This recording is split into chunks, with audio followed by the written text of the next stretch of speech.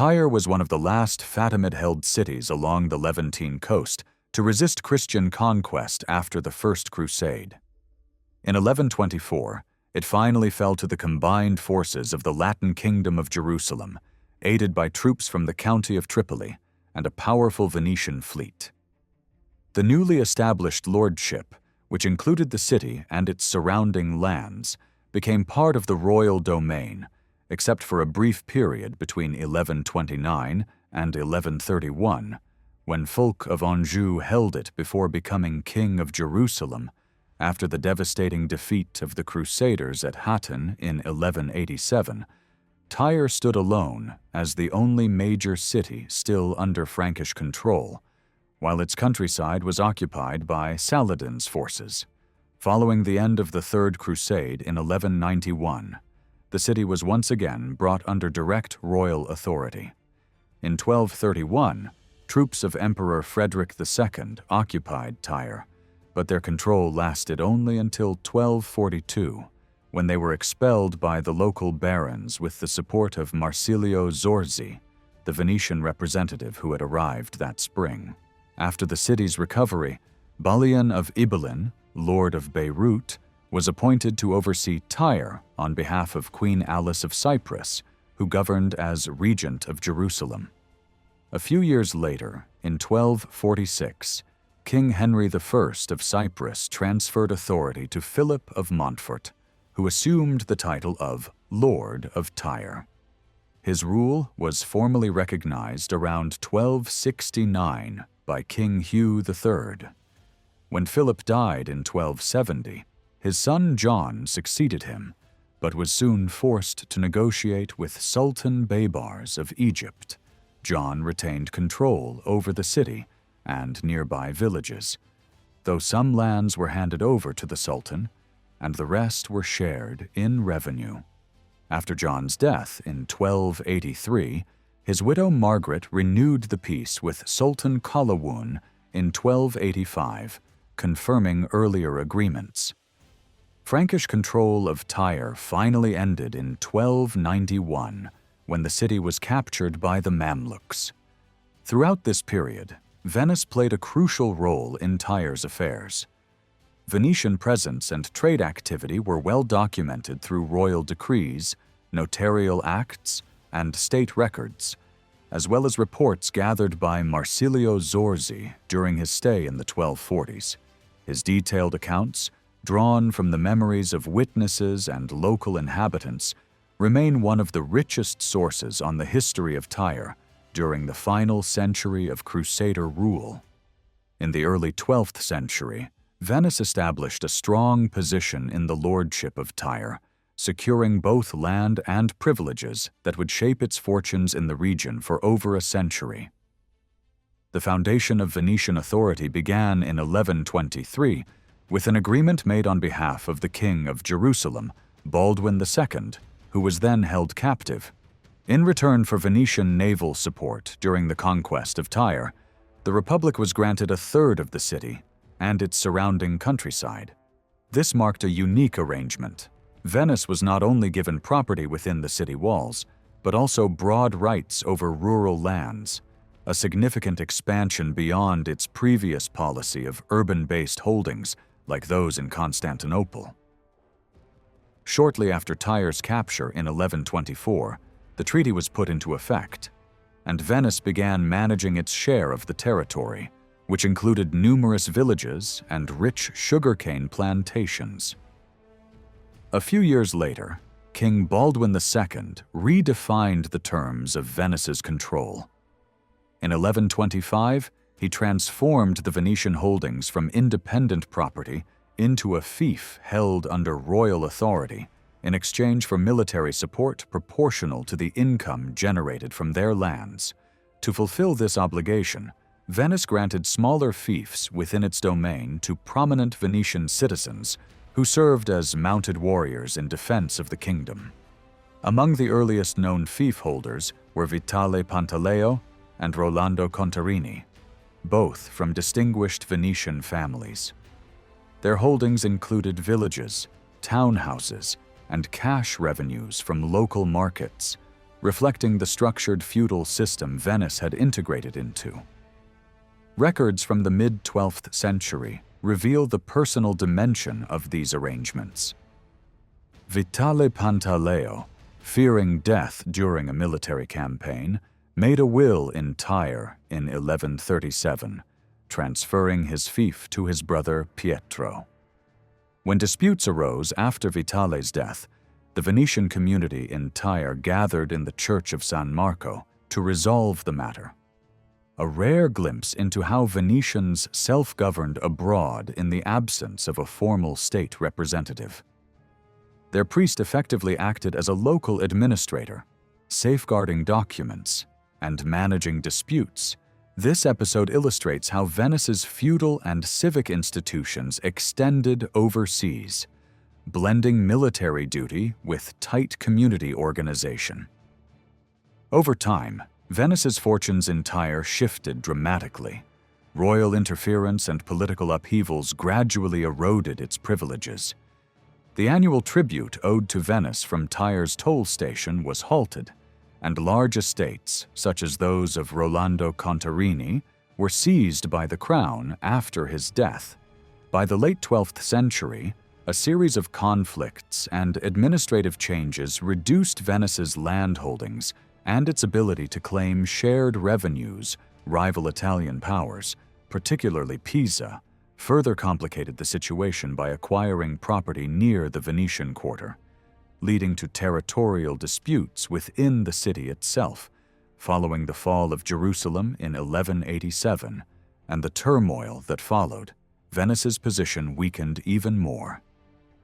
Royal taxes were extended into its quarter, and traditional exemptions for Venetians, Jews, and Syrian Christians living there were abolished. Kings like John of Brienne centralized control over taxation and customs, stripping Venice of its autonomy and income sources.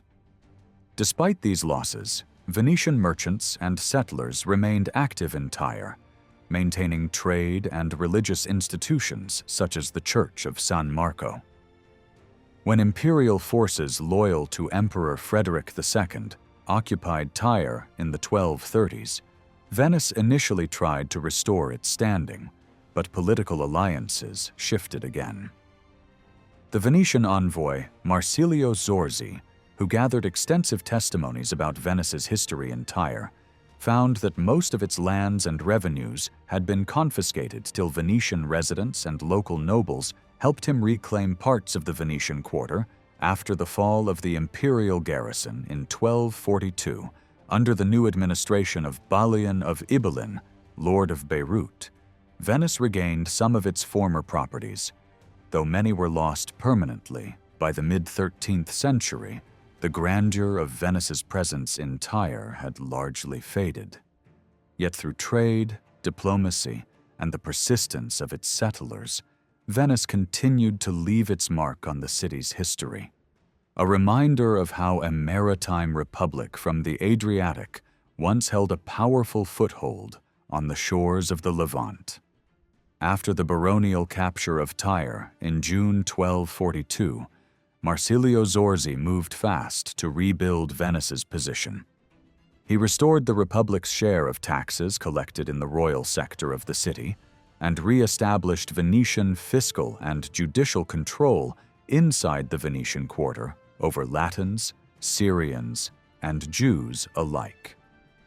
When he pushed the boundary further and claimed the right of high justice over Venetians, royal officers resisted. Since capital jurisdiction symbolized royal and baronial power, Zorzi engineered a pragmatic compromise. Officials handed over Venetian offenders to his court, and he exercised high justice in practice, creating a visible precedent, even though the legal basis was weak. To secure this gain, he let go of several contested houses in the quarter that powerful figures, Bolian of Ibelin and Hugh Lamiral, had taken and would not relinquish outside the walls. Zorzi clawed back fragments of Venice's rural income. Peasants once again performed labor services and made payments in kind to the commune and to the baillo, signs that a portion of the countryside revenue was flowing again. Yet most of the lands seized over previous decades by kings, officers, and neighboring lords were gone for good. Balian's broader policy was clear. Revive Venice's urban privileges to stimulate trade and shipping, which fed the royal treasury, but avoid reopening the complex and politically costly question of Venetian rights over the countryside. The gains of 1242 unraveled during the War of St. Sabas.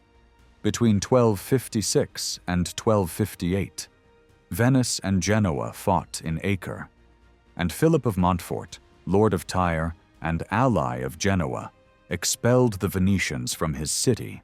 Venetian shops and houses changed hands, and the Church of San Marco, with its bell tower and loggia, suffered damage, whether by neglect or design. By around 1270, Tyre had faded from Venetian trading guides, a telling silence that reflected the city's closed gates and lost exemptions. A turning point came in July 1277. Fearing pressure from Charles of Anjou's agents and a Venetian strike, John of Montfort negotiated with Venice's bailo in Acre, Albertino Morosini. On paper, the settlement restored the Zorzi-era order. The commune's urban and rural privileges returned. Venetians recovered their properties. Venice's exterritorial status was acknowledged, and its courts received full criminal as well as civil jurisdiction over Venetians and residents of the quarter, with broad tax exemptions on sea and land trade. In reality, the countryside clause was a fiction. Since John's treaty with Baybars in 1270, village revenues around Tyre had been split between lord and sultan, and parts of Venetian estates like Batiol were either retained by Tyre or clipped by Mamluk authorities. Implementing the 1277 promises proved. Venice pressed again in 1283 for strict observance of the old charters, and although results are murky, traces of Venetian sugar cultivation still appear in the late 1280s. Beneath these swings lay a structural weakness. Venice never installed a permanent state administration in the Kingdom of Jerusalem. That was deliberate policy across the eastern Mediterranean. But in Tyre, it invited steady encroachment by kings, castellans, and neighboring landlords who chipped away at Venetian revenues, jurisdiction, and land shares. The crown's need to compensate for post-Hattin losses only sharpened this appetite, while Venice's clashes with Frederick II and its war with Genoa compounded the damage to cope. Venice relied on workarounds. It parceled out roughly half its villages as fiefs to trusted citizens in exchange for mounted military service, turning governance and income collection into local responsibilities. It leased the rest, city properties and rural plots, including sugar plantations, so that annual rents could be gathered by resident Venetians or visiting merchants without a salaried state presence. And when direct management faltered, Venice delegated to the Church of San Marco in Tyre. From the mid-1160s to 1180, the Republic even transferred its whole urban quarter and most remaining rural assets to San Marco to administer, while a lay overseer, known as the Prelatus, managed the Venetian third of the lordship and recouped his costs from its revenues. The story closes as a study in adaptation Zorzi's courtroom theater, the 1277 legal reset, leased estates, fief-holding knights, and a parish church doubling as a chancery were all improvisations meant to preserve a maritime empire's interests far from home. Sometimes they worked. Often they merely slowed an erosion that would not be reversed. After 1191, Venice faced severe setbacks in the lordship of Tyre, losing much of its income and property. In response, the Republic attempted to tighten control by appointing a vicecomes, or local governor. though even this position was leased rather than directly administered from Venice Domenico Accotanto, who took up the post in 1198, achieved a few notable successes.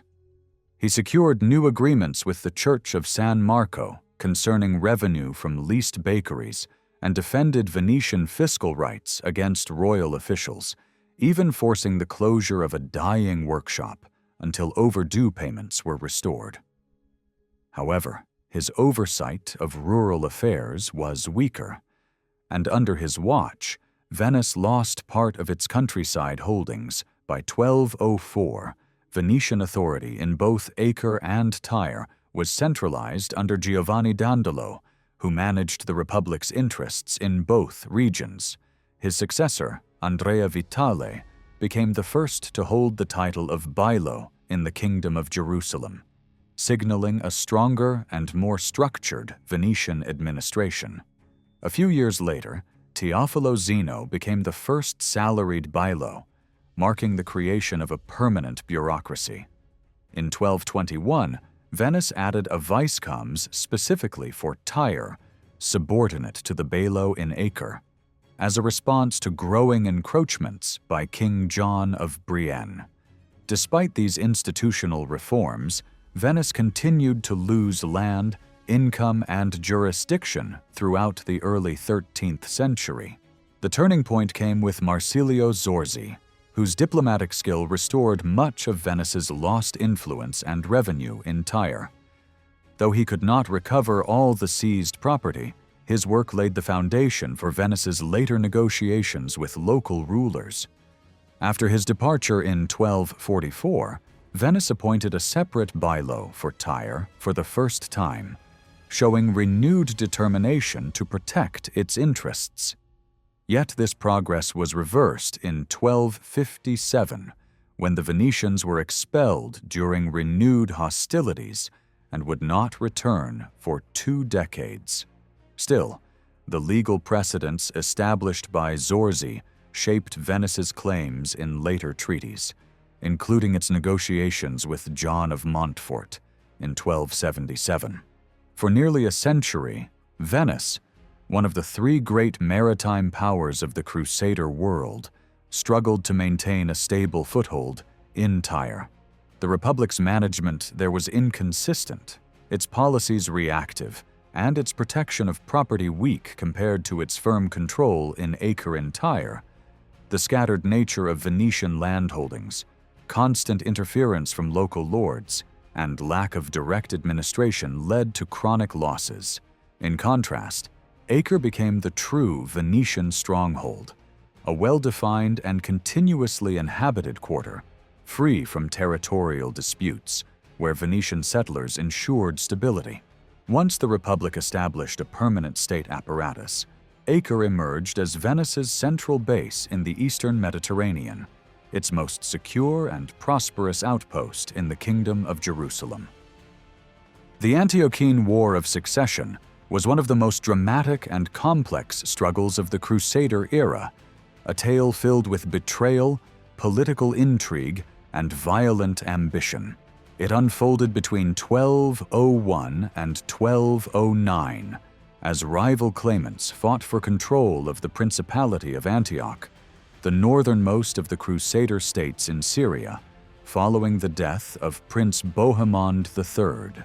The 2 main contenders were King Leo of Cilician Armenia, who supported his young great-nephew Raymond Rupin, and Count Bohemond IV of Tripoli, the prince's younger son, who claimed the throne for himself. Leo based his case on the principle of primogeniture, asserting that Raymond Rupin, as the grandson of Bohemond III's eldest son, was the rightful heir. Bohemond IV countered with his father's alleged final wishes and the support of many Antiochene nobles. The war raged for nearly 2 decades, with sieges, shifting alliances, and devastating campaigns. By 1219, Bohemond IV had finally secured Antioch. Leo was dead, and Raymond Rupin, abandoned by his allies, faded from power. Yet the conflict's consequences echoed long afterward, shaping the politics of the region well into the late 13th century. What makes this war remarkable is the sheer number of forces drawn into it.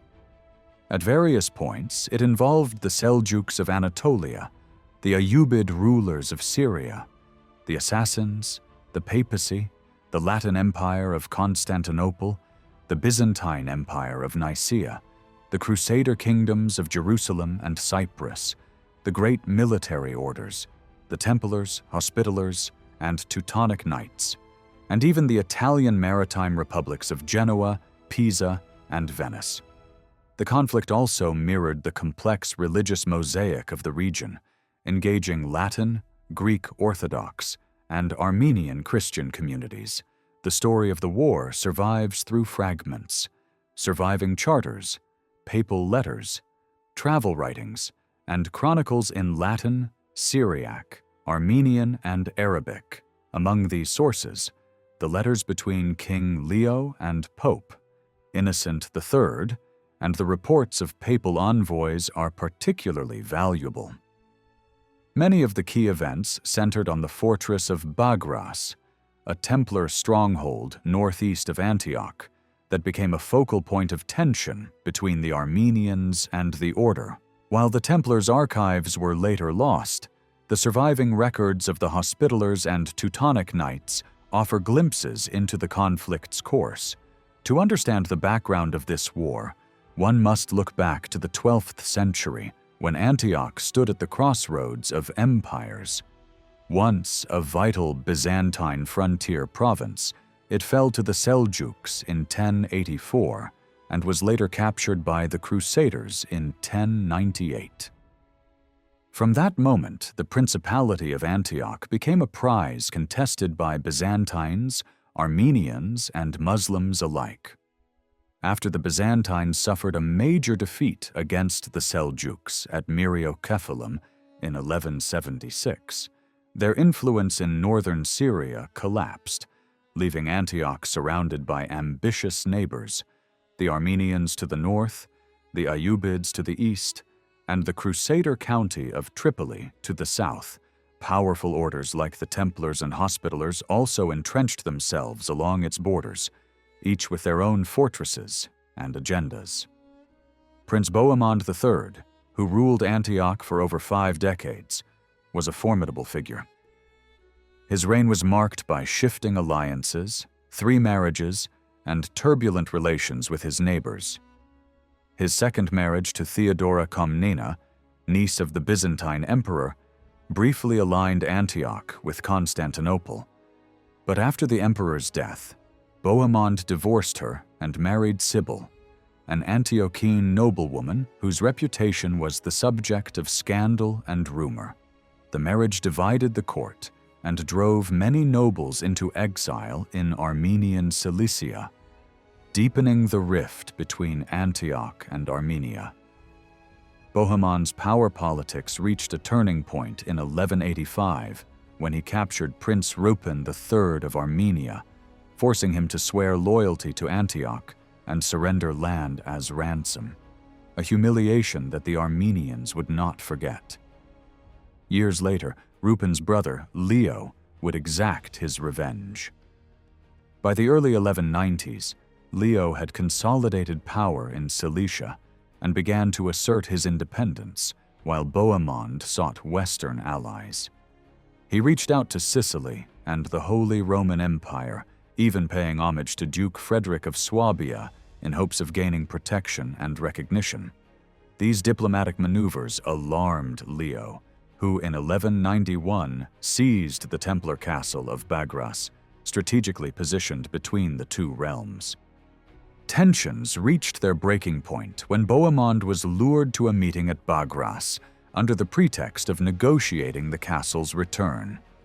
Instead, he was seized and taken to Sis in Armenia, an act of calculated retaliation for his earlier betrayal of Rupin III. This dramatic reversal set the stage for 2 decades of war, a conflict that blended dynastic rivalry with religious politics, foreign intervention, and the enduring ambitions of two men who sought to rule the crossroads of East and West. When King Leo of Armenia captured Prince Bohemond III of Antioch, he demanded the city itself as ransom. To enforce this, he sent his relative Hathum of Sasson to take possession of Antioch. But the plan quickly met resistance. The Greek Orthodox population and the city's Italian merchants fiercely opposed Armenian rule, fearing for their influence and privileges. In response, the Antiochenes formed a commune to preserve their independence and placed Bohemond's eldest son, Raymond, on the throne. To regain his freedom, Bohemond was forced into a humiliating agreement. He had to recognize Armenia's independence, surrender the key fortress of Begras, and consent to the marriage between his son, Raymond, and Leo's widowed niece, Alice. The deal also stated that any son born from this union would inherit both Antioch and Armenia, a grand vision of uniting the two realms. Yet dark rumors surrounded the events. Alice's husband, Hathum of Sasson, conveniently died soon after his failed attempt to claim Antioch, and many suspected Leo's involvement. Bohemond's third wife, Sibyl, disappeared from the scene entirely, likely remaining in Armenia, where her niece Isabel was now Leo's queen. With Antioch momentarily pacified, Leo turned toward greater ambitions: a royal crown. In the late 12th century, Cilician Armenia stood between the ambitions of popes, emperors, and Crusader kings. To gain legitimacy, Leo sought recognition either from Rome or from the Holy Roman Empire. The Pope made union between the Armenian and Roman churches a condition for coronation, while the Western Emperor demanded acknowledgement of his overlordship. In 1198, Leo finally achieved his goal, receiving the royal insignia from imperial envoys and being crowned King of Cilician Armenia. Meanwhile, the aging Bohemond III faced new family turmoil. In 1197, his son Raymond died, leaving Alice pregnant with their child, Raymond Rupen. When the infant was born, Bohemond sent mother and child to Armenia, possibly for their safety, but more likely to keep them away from Antioch. Seizing the moment, Bohemond's younger son, Bohemond IV, marched north from Tripoli and gained the support of the Antiochene commune, which preferred local rule over Armenian influence. By the time King Leo arrived to intervene, Bohemond IV had returned to Tripoli, but he was already styling himself as Count of Tripoli and son of Prince Bohemond of Antioch, underlining his dual claim. After Bohemond III's death in 1201, Bohemond IV returned for the funeral and was swiftly proclaimed ruler, while many nobles loyal to Raymond Rupen fled into Armenian exile. The Antiochene War of Succession had begun. It would stretch over 2 decades, draining both sides without a decisive victory. Armenia, threatened by Seljuk raids from the north and Ayyubid attacks from Aleppo in the east, was constantly on edge. Tripoli, on the other hand, struggled with rebellious vassals and sought to re-establish contact with Antioch through territory still held by Muslim powers. Leo, older and more aggressive, launched frequent campaigns. Bohemond, more cautious, played for time, perhaps trusting that patience would outlast his rival. In 1201, Leo invaded Antioch in support of Raymond Rupen and laid siege to the city. Bohemond countered by allying with the Muslim rulers of Aleppo and Anatolia, forcing Leo to withdraw.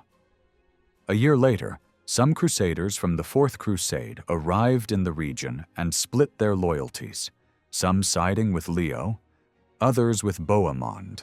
In 1203, Leo's troops nearly captured Antioch, even managing to sneak inside the walls, but the city's Templar garrison expelled them after a brutal night battle. The city appealed to Aleppo for aid, and its Ayyubid troops once again invaded Armenia, compelling Leo to retreat. While Leo fought in the north, Bohemond faced rebellion at home. His vassal Renard of Neffen defied him and ravaged the countryside of Tripoli. Bohemond eventually defeated him, but lost an eye in battle, earning the nickname the One-Eyed. As these internal wars raged, the Hospitallers waged their own independent campaigns around Latakia, complicating Tripoli's politics even further. Despite his setbacks, Bohemond held on to Antioch thanks to the pressure on Leo from his Muslim neighbors. In 1205, Leo suffered a serious defeat near the fortress of Darbsak, barely escaping through a snowstorm, and soon afterward agreed to an uneasy truce with Aleppo. Yet peace remained fragile. In 1207, discontent within Antioch turned into open revolt when the Latin patriarch Peter of Angoulême backed pro-Armenian nobles and ousted the ruling commune. Bohemond recaptured the city, imprisoned the patriarch, and, in a shocking turn, the patriarch died after being tortured with thirst. A grim symbol of the city's bitter divisions, Leo's ambitions continued. In 1208, he once again attacked the Antiochene plain, prompting Bohemond to call on the Seljuk Sultan for help. The Seljuks invaded Armenia, forcing Leo into another temporary peace and a promise, soon broken, to return Bagras to the Templars. As the conflict dragged on, both leaders found themselves caught in overlapping wars, Leo against the Seljuks and Templars, Bohemond against the Ayyubids of Damascus. By the early 1210s, the situation had become chaotic. Leo's refusal to surrender Bagras provoked papal outrage when Templar convoys were attacked, and their Grand Master injured Pope Innocent III, urged King John of Brienne of Jerusalem to take action against Armenia. Leo responded with defiance, sending his heir Raymond Rupin on another raid into Antioch in 1212. Meanwhile, tragedy struck Bohemond's family. His son Raymond, acting ruler of Antioch, was murdered by the assassins inside a cathedral in Tartus. Seeking revenge, Bohemond marched against them, only to be confronted by the united forces of Aleppo and Damascus, forcing him to retreat. By 1216, Antioch was exhausted. Years of raids had stripped the countryside, and morale was broken. Under cover of night, Armenian troops slipped through the streets, seized the gates and towers, and the city changed hands without a fight. In February, King Leo entered with his great-nephew Raymond Rupin, who was proclaimed prince by the Latin patriarch Peter II of Ivrea, and received oaths from nobles and the commune. Seeing no hope of relief, the Antiochene garrison in the citadel capitulated, and Bohemond abandoned his rescue attempt. With Antioch secured, Leo handed Bagras back to the Templars and sent courtiers to Aleppo and Damascus to cool tempers. The Seljuks of Anatolia read Leo's victory as a challenge and moved toward open war, pulling the Armenian king's attention home and straining his bond with Raymond Rupin. By 1217, suspicion ran so deep that Raymond Rupin planned to detain his great-uncle. Warned by the Templars, Leo escaped north to face the Seljuks. Left to stand on his own, Raymond Rupin quickly ran short of money and friends. He helped the Hospitallers take Jableh in 1218, but could not keep it. Bohemond IV, initially short of troops and away with the Fifth Crusade, found the wind shifting. In 1219, his Antiochene allies opened the gates. Raymond Rupin fled to the citadel, entrusted it to the Hospitallers, and escaped to Armenia to plead with Leo, who was dying and had already mapped out a future that did not include his great-nephew. By spring, Bohemond was back in control of Antioch. In May, Leo was dead. The long war ended quietly, almost unnoticed amid new crises. The curtain did not fall. It shifted east to Cilicia. Raymond Rupin seemed well placed to claim the Armenian crown. His mother Alice rallied nobles to him. The Pope's legate favored him, and the Hospitallers helped him seize Tarsus. Constantine of Barbaron, regent for Leo's infant daughter Isabel, struck back fast, retook Tarsus after a siege, and locked Raymond Rupin away. He died in prison in his mid-20s. In a twist, Armenian magnates then turned to Bohemond for a husband for Isabel. Bohemond sent his younger son, Philip. The marriage in 1222 began well. Philip even threw back a Seljuk raid. Then soured his disdain for Armenian customs sparked a palace coup. In 1224, nobles abducted and poisoned him. Bohemond prepared to avenge his son, but the Armenians undercut him by aligning with Aleppo, his old partners, who now preferred a weaker Antioch Tripoli. A joint strike at Bagras failed in 1226, but relations between Cilicia and Antioch Tripoli stayed cold long after Bohemond IV's death in 1233. Northern Syria emerged fractured and tired. While armies marched, lawyers argued, Armenia anchored its claim to Antioch in primogeniture and in the 1195 settlement with Bohemond III. Tripoli countered with the commune's oaths to Bohemond IV in 1198 and 1201, and with the late prince's supposed wishes, who could judge when both sides rejected the other's forum? Leo bet on papal authority, church union, and crusading zeal. Bohemond framed the dispute as a feudal case and revived appeals to imperial suzerainty. Bagras poisoned the legal heir. The Templars insisted it was theirs by Antiochene grant and papal protection. Leo claimed right of conquest and Templar failure. Antioch's Greek Orthodox commune distrusted outside clergy and legates. Excommunication, flung so often, lost its bite. Bohemond, like later Hohenstaufen rulers, learned to outlast it. Legates came and went. Sofred Gaetani found Bohemond evasive, and the city divided. Peter Capuano briefly celebrated church union, then ran aground on the hard rocks of Bagras and garrisons in Antioch. He excommunicated Leo and placed an interdict on Armenia. Local clergy refused to publish the sentence. Bohemond played a parallel game in Antioch, elevating a Greek Orthodox patriarch during a feud with the Latin hierarchy.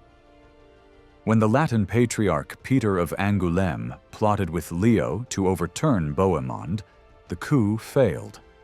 The patriarch died imprisoned after a brutal thirst torture. Later, Peter II of Ivrea restored the Latin line, but the deeper dispute, castle, commune, and crown, remained stuck. Behind the banners stood shifting friend of my enemy coalitions. The Seljuks struck Armenia when Leo pressed Antioch, more to guard their frontiers than to serve Bohemond.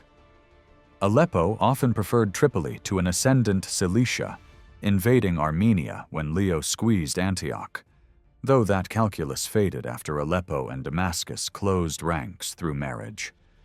The military orders mostly followed their own interests. For the Templars, the price of hostility was Bagras.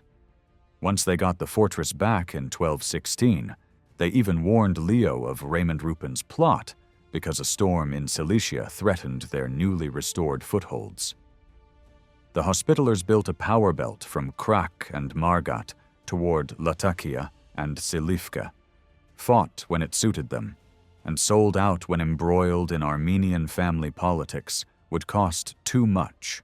The Teutonic Knights, courted by Leo, took castles and favors, but did not bind themselves to a losing cause. In the end, Antioch's fate was decided by stamina, supply, and city politics more than set-piece battles. The Armenians could take the city but not sustain it while guarding Cilicia. The Tripolitans could be patient, cultivate the commune, and slipped back in when fortunes turned. The war's legacy was a weakened north, Antioch scarred, Cilicia suspicious, neighbors watchful. It reads less like a Crusader epic and more like a cautionary tale. Sieges win gates, administration, alliances, and law decide who keeps them. Dynastic marriages are often described as the hinges on which kingdoms turn. They do hold states together, until they don't. The match in 1195 between Raymond, eldest son of Bohemond III, and Alice, niece of King Leo of Cilician Armenia, was meant to lock Antioch and Armenia into a common future. Raymond's death in 1197 broke that promise in the eyes of Antiochenes and Tripolitans, though not for the Armenians, and from that fracture the long Antiochian War took shape. For the next generation, crowns were chased through wedding halls as much as on battlefields and in courts. In 1210, Leo remarried into the Lusignan line, and his heir Raymond Rupin did the same. Bohemond IV answered in kind in 1218 by marrying another Lusignan sister. By the final year of the war, the chief rivals were all sons-in-law of King Aimery, raising the awkward truth that overlapping alliances can cancel each other out. Leo tried to spread risk across many branches, but most unions ended in scandal or tragedy. Alice's first marriage to Hethum of Sasson ended abruptly with the husband dead. Leo's own marriage to Isabel collapsed. Alice's second marriage to Raymond of Antioch ignited the succession crisis. Raymond Rupin's marriage to Helvis of Lusignan ended with the groom dying in prison. Philippa's union with the Emperor of Nicaea was annulled. Leo's daughter Rita was wed to John of Brienne and died after abuse. An engagement between Leo's younger daughter Isabel and a Hungarian prince dissolved when news of Leo's death reached the court. Alice's third husband, Varam of Korikos, was murdered. Isabel's marriage to Philip, son of Bohemond IV, ended with Philip kidnapped and poisoned. Only Isabel's second marriage in 1226 to Hethum, son of Constantine of Barbaron, finally reconciled the Rupinide and Hethumid factions. In a wider sense, the succession struggle did not truly wind down until 1254, when Bohemond VI of Antioch Tripoli married Sibyl of Armenia, binding the two houses that had spent decades at odds.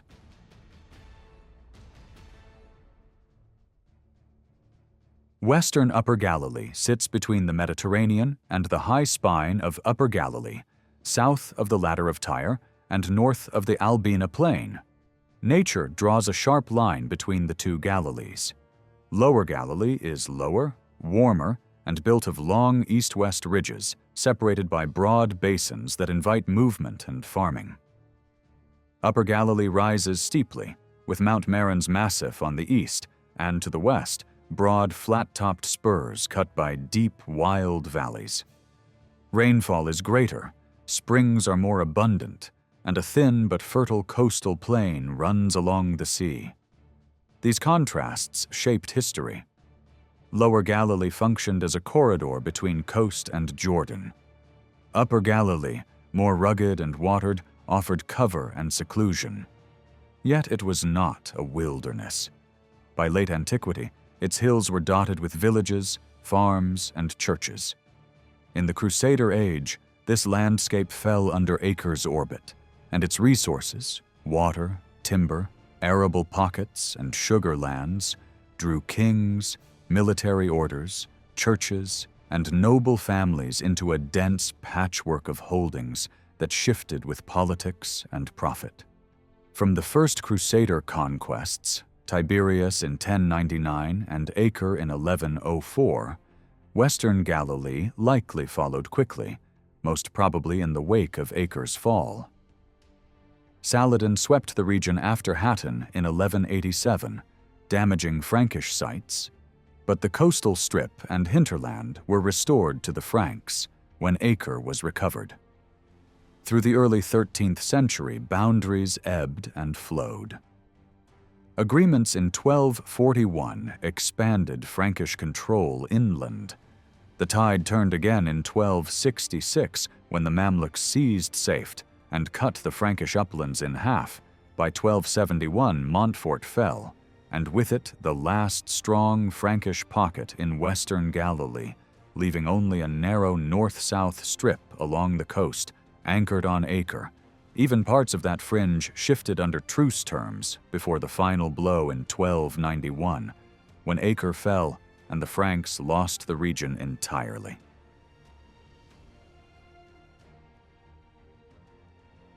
Two focal estates show how kings tried to seed settlement and industry. At Casal Imbert, on the coast north of Acre, royal records in the mid-12th century list a bakery, a bathhouse, and a mill inland at Ferge, and by the late 12th century sugar production was underway. Later, charters reveal Casal Imbert as the hub for much of the plain between the Gayton stream and the Ladder of Tyre, gradually enlarged by villages peeled away from the neighboring estates.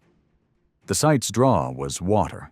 North of Acre, only 3 perennial streams crossed the plain, and Casal Imbert sat where mills, cane fields, and shipping could link. Kings kept a tight hand here for decades, then granted the block as a fief to the Ibelin family, encouraging immigration, cultivation, milling, and sugar. Inland, the Castellum Regis district tells a parallel story. In 1160, the crown handed its administration to John of Haifa, with the express hope that new villages would be settled. The aim was demographic and strategic. Plant reliable Christian settlers, likely Franks, strengthen the middle hills of western Upper Galilee, and anchor royal authority against threats both north and domestic. Over time, the block expanded, was granted to leading nobles, and developed into a chain of villages tied to a central castle. The crown's policy in both places mixed estate planning, water control, and franchise. Kings kept revenue from mills and customs, leased and granted land to trusted men and orders, and drew settlers to farm, boil cane, and guard the roads. The record makes one thing unmistakable. The kings, above all Baldwin III, were among the most active forces shaping Western Galilee. By planting new communities and drawing in settlers, they set off a chain reaction. More people meant more land brought under the plow and bigger harvests. Bigger harvests demanded new infrastructure, mills, wine and olive presses, sugar works, and all of it lifted local incomes while swelling royal revenues. One charter from 1153 already shows this engine in motion at Casal Imbert, where the Abbey of St. Mary of the Valley of Jehoshaphat held property alongside the crown. The abbey's footprint in the Acre region began as early as 1115 with a royal land grant, and likely included the founding of Kisra on a high ridge at the southern edge of Upper Galilee. Kisra seems to have started as a Christian village. It fell in 1187, then was briefly worked by a Frankish knight after the 1190s, before the abbey and the knight transferred their rights to the Teutonic Order in 1230. The order's interest there appears to have been strategic more than economic. Kisra's upland block covers about 8 by 8 kilometers, with generous rainfall but no permanent springs or without running water. Large irrigated plots and water-powered plants never took off, which fits the thin archaeological and documentary trail of development. In short, the abbey's role was steady rather than transformative. Long-lived rights at Kisra and holdings at Casal Imbert, but no major expansion after the early 12th century and ultimate loss of the uplands to Baibars in the later 1200s, and of the coast with Acre's fall other church bodies held stakes too. The Church of the Holy Sepulchre owned fields at Mimas on the plain northeast of Acre from the 1130s into the 13th century, and also a parcel near Castellum Regis aside from a probable church. There is little evidence of heavy investment on the ground, suggesting these were rent-drawing estates rather than engines of local growth. A second strand of owners were lay elites rewarded by the crown. Hubert de Pazzi received Castle Imbert in the early years, giving the site its Frankish name Lambert Halls, held wide tracts at Mimas. In 1129, Barda the Armenian and his wife granted Kuwaikat in the Acre plain to the Hospitallers, a sign that valuable lowland villages were already in knightly hands. By 1179, Petronella, Viscountess of Acre, sold 2 upland villages to Jocelyn III. That same year, the Chamberlains of Acre parted with a powerful fief containing prime lands and villages, also to Jocelyn. A follow-up charter notes a Hospitaller share of sugar from one of those villages. Our best hint that cane and boiling houses were active under the Chamberlain's watch. Why did so many great blocks change hands in 1179? 2 forces stand out. First, the region had absorbed heavy shocks, including a major earthquake in 1170, which likely damaged estates second, Jocelyn III, closely tied to the royal house and backed by one of the Latin East's leading families, was building a replacement power base for what his line had lost in Edessa. Selling to him fit the politics of the moment. From there, the noble families dominate the story. Jocelyn III stitched together a vast lordship across western Upper Galilee. Petronella's 2 villages, the Chamberlain's fief, Castellum Regis, and in 1183, the western slice of Geoffrey Latour's holdings at Manueth on the Acre plain. Through marriage, he also secured a third of the Milly family's great fief of St. George de la Bane, which wrapped around Kisra. Jocelyn's house pushed settlement, founded villages with Frankish inhabitants, expanded sugar production, and set up mills and presses to work their lands.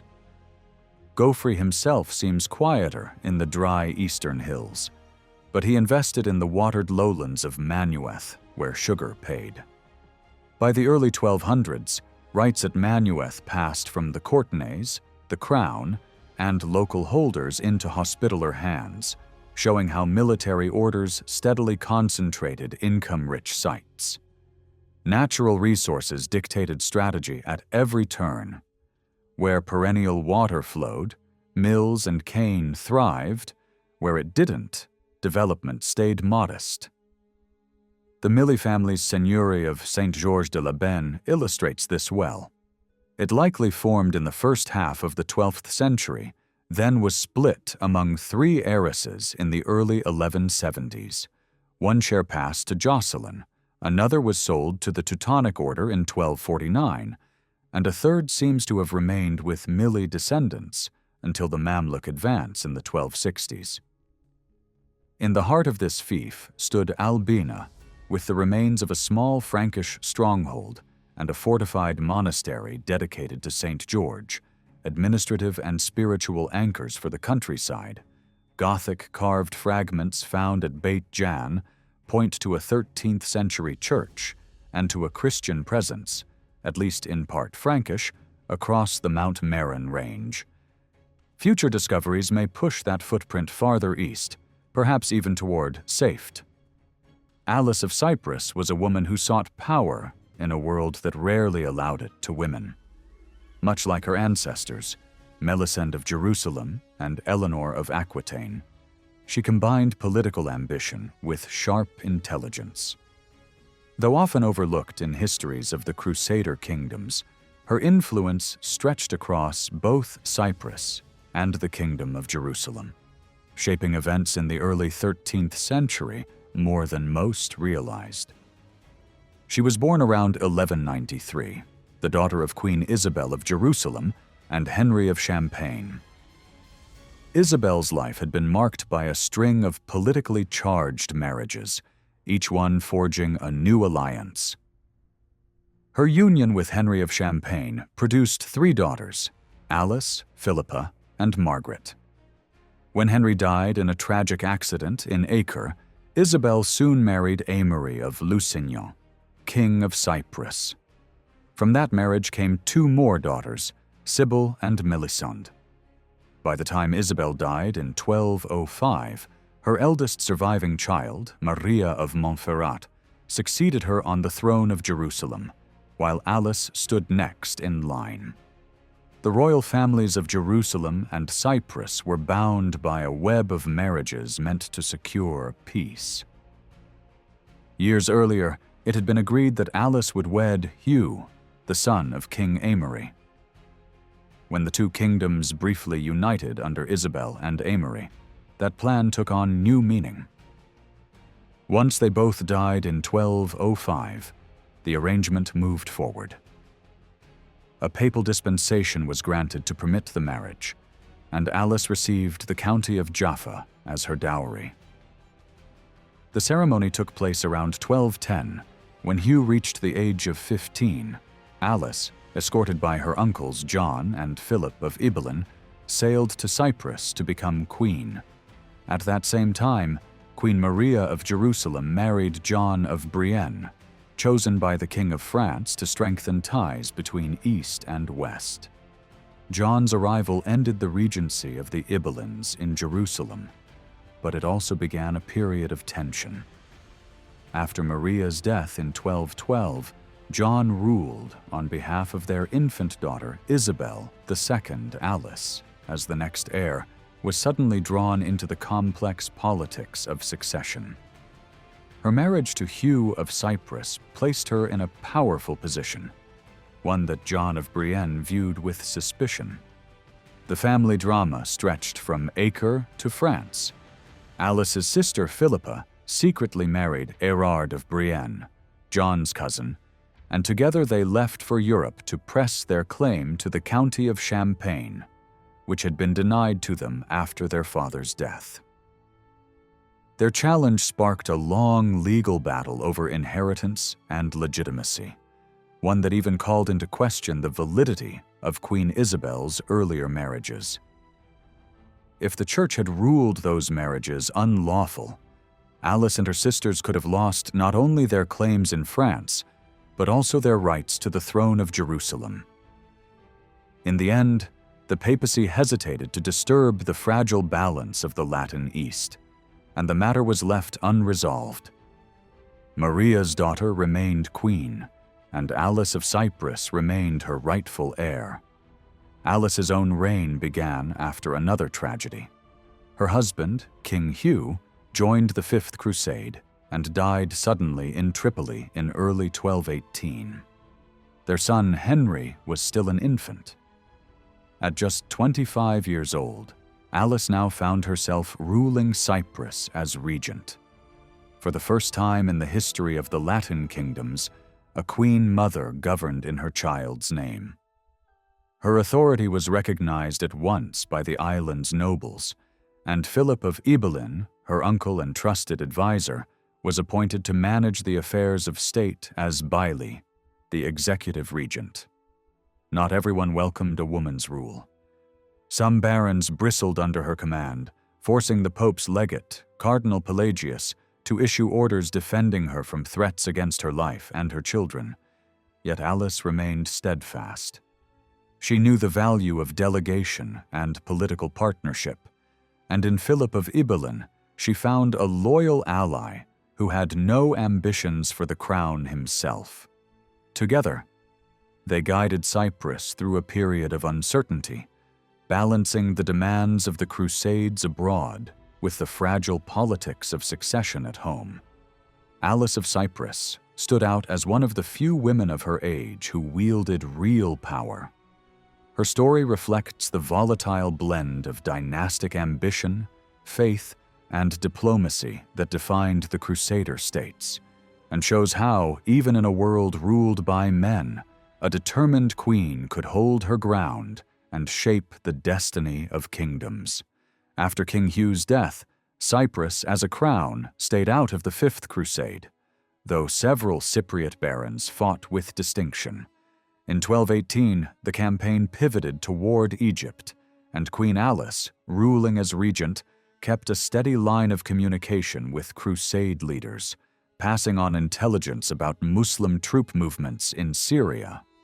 She also worked with the papal legate, Cardinal Pelagius, on a sensitive problem at home: how to settle relations between the long-standing Orthodox Church of Cyprus and the newer Latin hierarchy created after the conquest. Alice's instinct was conciliatory toward her Orthodox subjects, a stance that likely owed something to family influence, but even more to clear political judgment. In the island settlement reached in October 1220, she secured exemptions for Orthodox clergy from taxes and forced labor, and pressed that Greek bishops should remain in office. Rome was reluctant, yet Alice held her ground. The compromise that emerged allowed an Orthodox bishop to reside under each of the 4 Latin bishops, even as many other Orthodox sees were folded up. It was an imperfect peace, but it diffused a crisis in a majority Greek land. The Latin nobles of Cyprus accepted most of this, but balked at one point Alice also backed. A general tithe on Frankish landowners to fund the Latin Church Rome, meanwhile pushed to reclaim former Orthodox properties for the Latins. A second settlement in 1222 kept the tithe, but the crown and its vassals refused to hand over confiscated lands. In the end, the legate, and later the Pope, had to accept the islanders' decision. Through these talks, Alice was no figurehead. She set policy, faced down resistance, and inevitably frayed relations with her bailli, Philip of Ibelin. At the same time, Alice probed her rights in distant Champagne. With the earlier Brienne claims fading, she advanced her own, but chose diplomacy over force. A proposed marriage to William of Dampierre, the county's constable, might have turned him into her champion, yet the match was blocked on kinship grounds. For a while she set Champagne aside, as storms gathered in Cyprus. Tension with Philip of Ibelin came to a head over money and control. Chronicles portray Alice as liberal with the royal purse, and Philip as determined to hold the reins. When the atmosphere grew poisonous, Alice left the island for her Jaffa lands, and soon married the young Bohemond of Antioch, Tripoli. Cyprus's barons feared she would return with her new husband and replace Philip as bailli. Some of the old Lusignan settlers rallied to Alice, but the High Court stood by Philip's mandate until the boy king reached his majority. Alice appointed Amory Barlay as her bailli from afar, yet the court refused him. Another sign that Cyprus's elite meant to guard their prerogatives. All sides then looked to the same looming power, the Emperor Frederick II. As overlord of Cyprus and new husband of Jerusalem's child queen, he had reason to intervene. The High Court, wary of imperial claims, preemptively crowned the 8-year-old Henry in 1225 without asking Alice or the emperor, an unmistakable bid to legitimize everything done in the king's name. Frederick responded by reshuffling governors in the mainland kingdom and courting Alice and Bohemond. He even pressed Rome to ensure a fair hearing on the validity of their marriage, hoping to keep them aligned with him. When Frederick finally sailed east in 1228, excommunicated but undeterred, the ground had shifted. Queen Isabel II of Jerusalem had died that spring, leaving an infant son. Conrad Frederick now claimed the regency in Jerusalem by right of that child, while Cyprus remained a separate problem. Philip of Ibelin had died, and his brother John of Beirut now served as bailli, chosen by the High Court rather than by Alice. A cluster of Cypriot dissidents met Frederick at sea, and urged him to break the Ibelin grip. In Limassol, he gathered the barons. Bohemond IV also arrived with troops, but soon quarreled with Frederick over fealty and withdrew. The emperor displaced John of Beirut, demanded homage from young Henry, and installed a council of 5 anti-Ibelin baili. He did not deny Alice's title as regent, but he gave her no power, nor did he consult her when arranging Henry's marriage to Alice of Montferrat. On paper, Alice remained regent until Henry turned. Alice, however, did not fade. Still heir presumptive to Jerusalem and Countess of Jaffa, she confronted Frederick on legal ground. Jerusalem's law required an heir overseas to present himself within a year and a day to claim his fief. Isabel II had died in May 1228. By early May 1229, Conrad had not appeared. Alice petitioned the High Court. The deadline had passed, and by the kingdom's own rules, she was now the rightful sovereign as Amalric's legitimate heir. The barons, who had just sworn obedience to Frederick as regent, were shaken, but they acknowledged the strength of her claim. They sent envoys to demand that Conrad be brought within the lawful time limit. If he came, they would receive him. If not, they would accept Alice. Even amid emperor and Ibelin, papacy and princes, Alice of Cyprus stood firm, armed not with armies, but with the laws of the land and the resolve to use them. Frederick never honored the promise to bring Conrad east, and resistance to the Hohenstaufen program quickly hardened. In Cyprus, John of Ibelin led a rising against the emperor's governors that soon spilled onto the mainland. The baronial party accepted Conrad as the lawful king in principle, but rejected Frederick's right to place his own men in charge while the heir remained absent. They argued that, in such circumstances, authority reverted to the High Court. For John of Ibelin, there was little incentive to champion his niece Alice's separate claim to Jerusalem. She had opposed the Ibelins' rule in Cyprus, and without their backing she could not prevail, something she understood all too well. By then her marriage to Bohemond had been dissolved, a fact made plain when Pierre Mauclerc, Count of Brittany, openly sought Alice's hand. That match collapsed when Rome refused the necessary dispensation. Undeterred, Alice pivoted back to France and revived her long-standing claim to Champagne. Theobald IV, now secure but politically embattled, faced a cluster of nobles willing to side with her. Alice traveled to France in 1233, and the papacy flooded the region with instructions while it considered her legitimacy. With royal mediation, the dispute ended in 1234. Alice renounced Champagne and Brie in exchange for a very large cash settlement and valuable freehold estates, and the old question of her mother's marriages, on which everything rested, quietly slipped back into ambiguity. While Alice was abroad, her daughters remained in Cyprus. When King Henry came of age in 1232, the Ibelins steered him toward alliances that strengthened their hand. Isabel married a younger son of Bohemond of Antioch, binding Cyprus to the northern principality. Maria soon followed with a prestigious match to Walter of Brienne, nephew of the former king of Jerusalem, and a contender in Sicilian politics. Walter adopted the title Count of Jaffa, which suggests that Alice transferred her dower county to Maria as part of the marriage arrangements, likely with Henry's consent. With her Champagne settlement secured, Alice could afford to use Jaffa to place her daughter advantageously. By the mid-30s, the Latin East was split between imperial officials and the native baronage.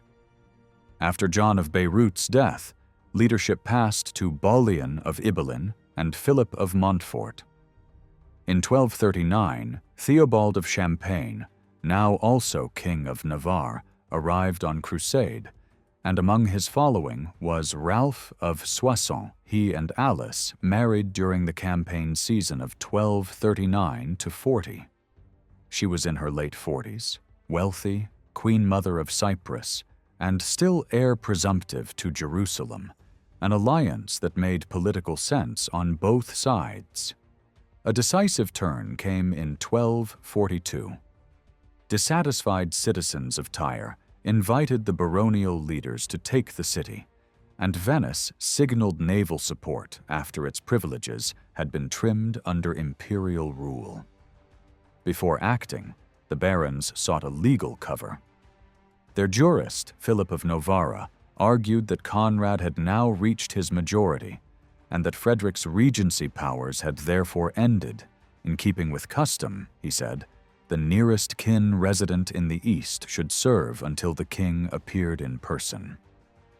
That pointed to Alice and her new husband, Ralph. The assembly in Acre agreed. Alice received formal seisin of the kingdom. Leading nobles did homage to her. And within a week the coalition struck at Tyre. Ralph helped force the capitulation, expecting to hold the city for the crown. But Balian and Philip kept control themselves. When Acre likewise remained out of his reach, Ralph concluded he was a regent in name only and returned to France, leaving Alice behind. Frederick refused to recognize Alice's new status. He dispatched Thomas of Acre as Conrad's representative, but the envoy found no welcome in the kingdom and set up in Tripoli under Bohemond's protection. With the emperor consumed by war in Italy, enforcement from the west never came. In practice, Alice presided while the Ibelins shaped policy. She granted rewards to loyalists and handled petitions with careful legal phrasing. When Venice sought full restoration of earlier privileges in Tyre, she drew a firm line, distinguishing between rights curtailed by temporary governors, which could be restored, and those curtailed by the king, which could not, since the king alone held true sovereignty. She also annulled a swath of appointments and grants issued in the imperial name since Queen Isabel's death. How much real power she wielded is hard to measure. The office of regent gave her standing and ceremony. Wealth gave her independence. The baronial leaders held the levers of force. Alice did not resign when she discovered the limits of the role. She served for 4 years and died in 1246, about 53 years old. Her son, King Henry of Cyprus, inherited her place as regent of Jerusalem, proof that even in a kingdom riven by factions, Alice's careful legal strategy kept her line at the center of the succession.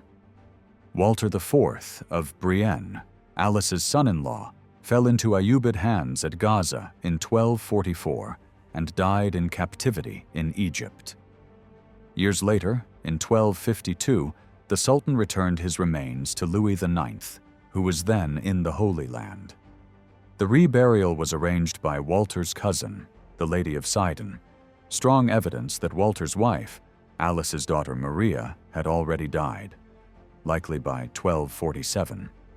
Their son, John of Brienne, was still a child in 1252.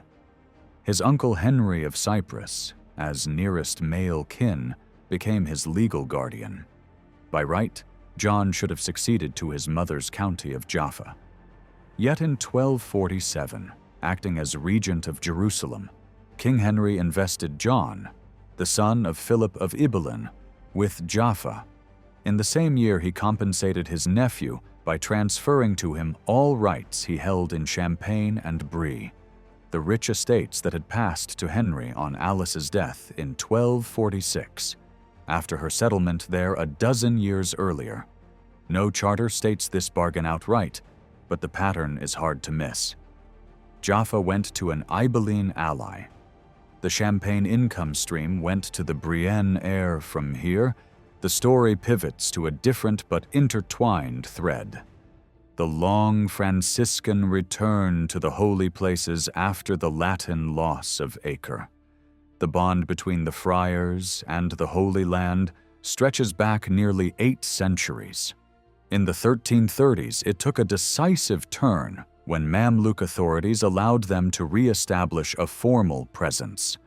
The custody of the holy places, set in motion in 1333, began on Mount Sion just outside the southwest corner of Jerusalem's walls. There the friars were permitted to live and celebrate the Latin rites, and in time extend their liturgical reach to other sanctuaries, including the Holy Sepulchre.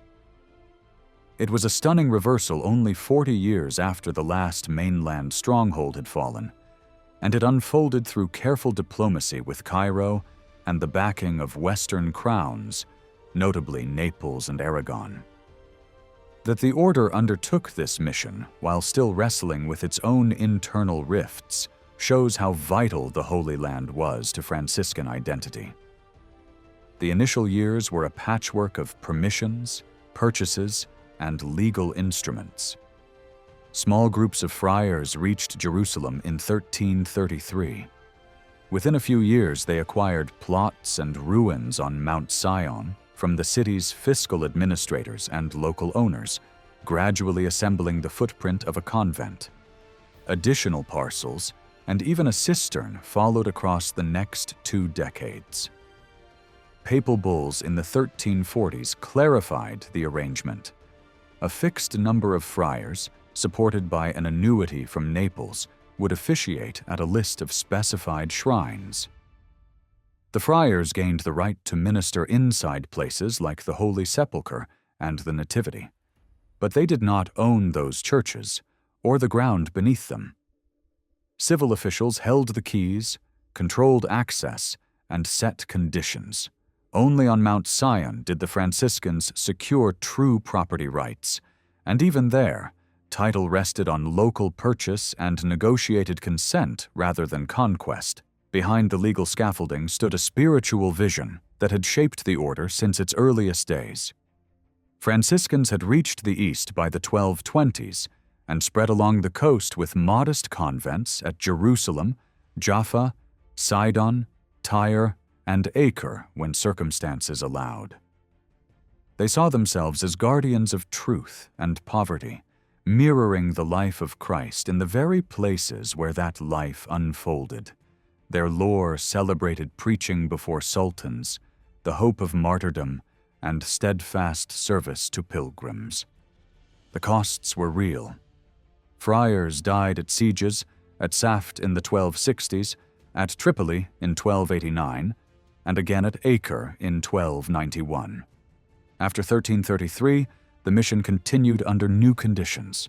No sovereignty, no armies, only prayer, ritual, and a daily diplomacy with rulers who permitted their presence, sometimes grudgingly.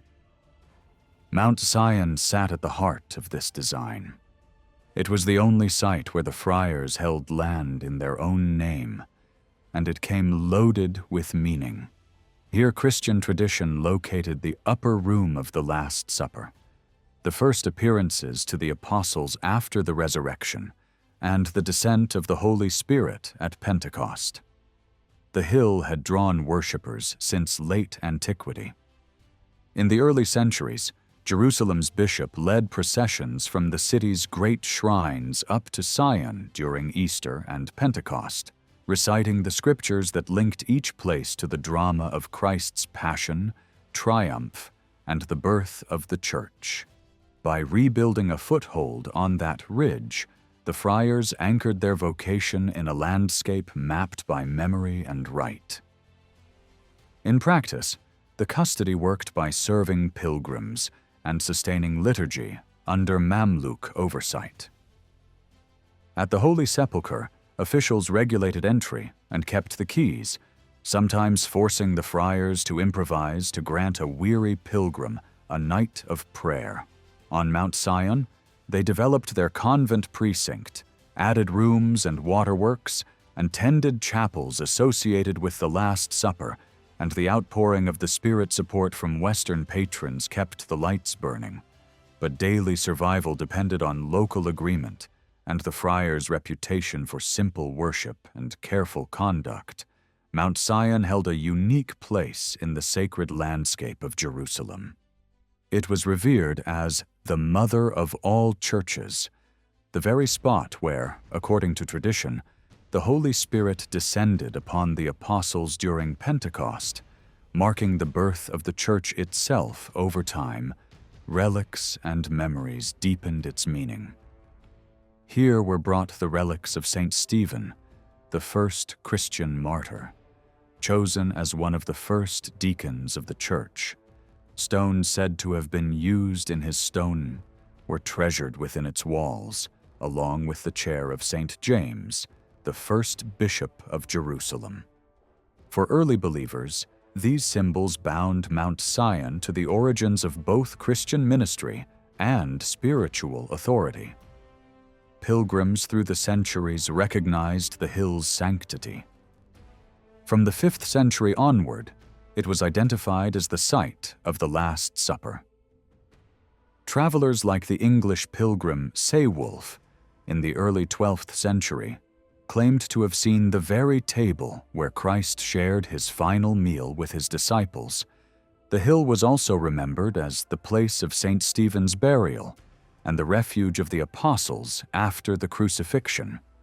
Western accounts of the medieval period linked Mount Sion, above all, with two moments, the Last Supper and Pentecost, and described the great Maundy Thursday procession that climbed the hill for the blessing of the holy oils, led by the patriarch and attended by bishops and abbots from across Jerusalem. In Eastern Christian traditions, Mount Sion carried yet more layers of meaning.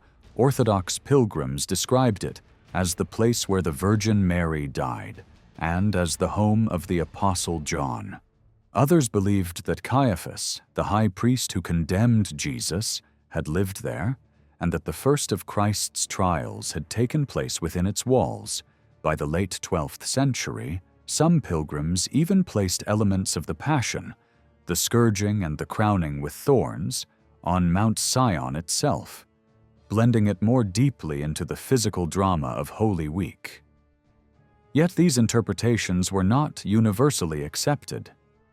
Rival groups, including the Templars, argued that Pilate's trial of Jesus had taken place closer to the Temple Mount, linking their own precincts to the story of the Passion and drawing pilgrims away from Sion toward the north side of the city. The building known as the Cenacle, the upper room, underwent major reconstruction during the Crusader period, with elegant ribbed vaulting added in the 12th century. It became one of the most advanced architectural works of its time, a model that influenced monastic refectories across Europe. These renovations, and later restorations under Frankish rule, reflected the determination of the clergy on Mount Sion to reclaim the spiritual primacy of their site over the rival claims of the Templars. After the loss of the Temple Mount in 1187, the processions and rituals of the Passion returned to Mount Sion as their natural center. By the 13th century, pilgrims again linked the cenacle with nearly every event of Christ's trial and suffering, and church leaders placed it second only to the Holy Sepulchre in importance. It was here, they said, that Christ dined with his apostles, appeared to them after the resurrection, and gave them the Holy Spirit. Here that the new covenant was born. When the Franciscans came to the Holy Land, Mount Sion naturally became the heart of their mission. The hill was rich in meanings that spoke directly to their spiritual identity. It was the place of the Eucharist, the foundation of the Church's ministry, and the site of the first Pentecost, moments that defined their calling as imitators of the apostles and heralds of renewal. The Franciscans, like the Augustinians before them, saw in the cenacle a mirror of their own vocation, a return to simplicity, to service, and to the living memory of the early church. For the friars, the symbolism of Sion was profound. It united the acts that shaped the Christian faith: the breaking of bread at the Last Supper, the descent of the Spirit at Pentecost, the ordination of the first deacons, and the authority of the first bishop. The Franciscans interpreted these events not merely as history, but as their mission made tangible. Here, at the heart of Jerusalem, they could embody the Church's beginning, celebrating the Eucharist where it was first instituted, preaching the gospel where it was first commanded, and living as humble custodians of the place where the Church itself was born. In the centuries that followed, Mount Sion remained more than a relic of faith. It was the living symbol of continuity, the place where devotion, memory, and mission converged. For the Franciscans, it was not only the cradle of the Church, but also the embodiment of their vow: to preserve, to serve, and to renew the spirit of the earliest disciples in the very land where their story began. From the late 13th century onward, the Franciscan family split over how literally to live St. Francis's rule. One current insisted on the strict path of the apostles, including radical poverty. The broader mainstream argued that the order needed practical adjustments to function. By the 1280s, the flashpoint was property. Could friars use or hold anything as their own if the apostles had not? Nothing about the Holy Land custody initially looked like a banner for the strict wing. Rome had condemned the spirituals and pursued them, and no pope would have endorsed a program that openly revived their platform. Even so, the symbols wrapped around the custody, ministry at the Holy Sepulchre, Bethlehem, the tomb of Mary, and especially Mount Sion, naturally drew those who dreamed of apostolic poverty lived on the very roads of the gospel. For them, the Holy Land was not an idea, but a path underfoot. The legal shape of the custody mattered. The friars were granted the right to serve and dwell at shrines, but not to own them, that sat oddly well with the ideal of use without ownership that some Franciscans cherished. Even the single patch of real estate at Mount Sion could be read as a gift held for service, not dominion. In spirit, the arrangement looked like poor use rather than possession, a pattern the advocates of strict poverty had long argued for. Patronage revealed another layer. Papal bulls came late and mainly recognized what royal backers had already achieved. The driving force was the Angevin court of Naples, especially Queen Sansia and King Robert. Their house was long intertwined with Franciscan devotion, and Sanchia's personal piety leaned toward the most demanding reading of the rule. She corresponded with friars, urged fidelity to Francis's teaching on poverty, sheltered hard-pressed groups, and at times defied pressure to rein them in. Naples became a haven where many shades of dissent within the broader Franciscan world converged. This does not mean the custody was a covert spiritual project. The landscape was messy. Different reforming circles, from Provence to Ancona, carried distinct histories and tones.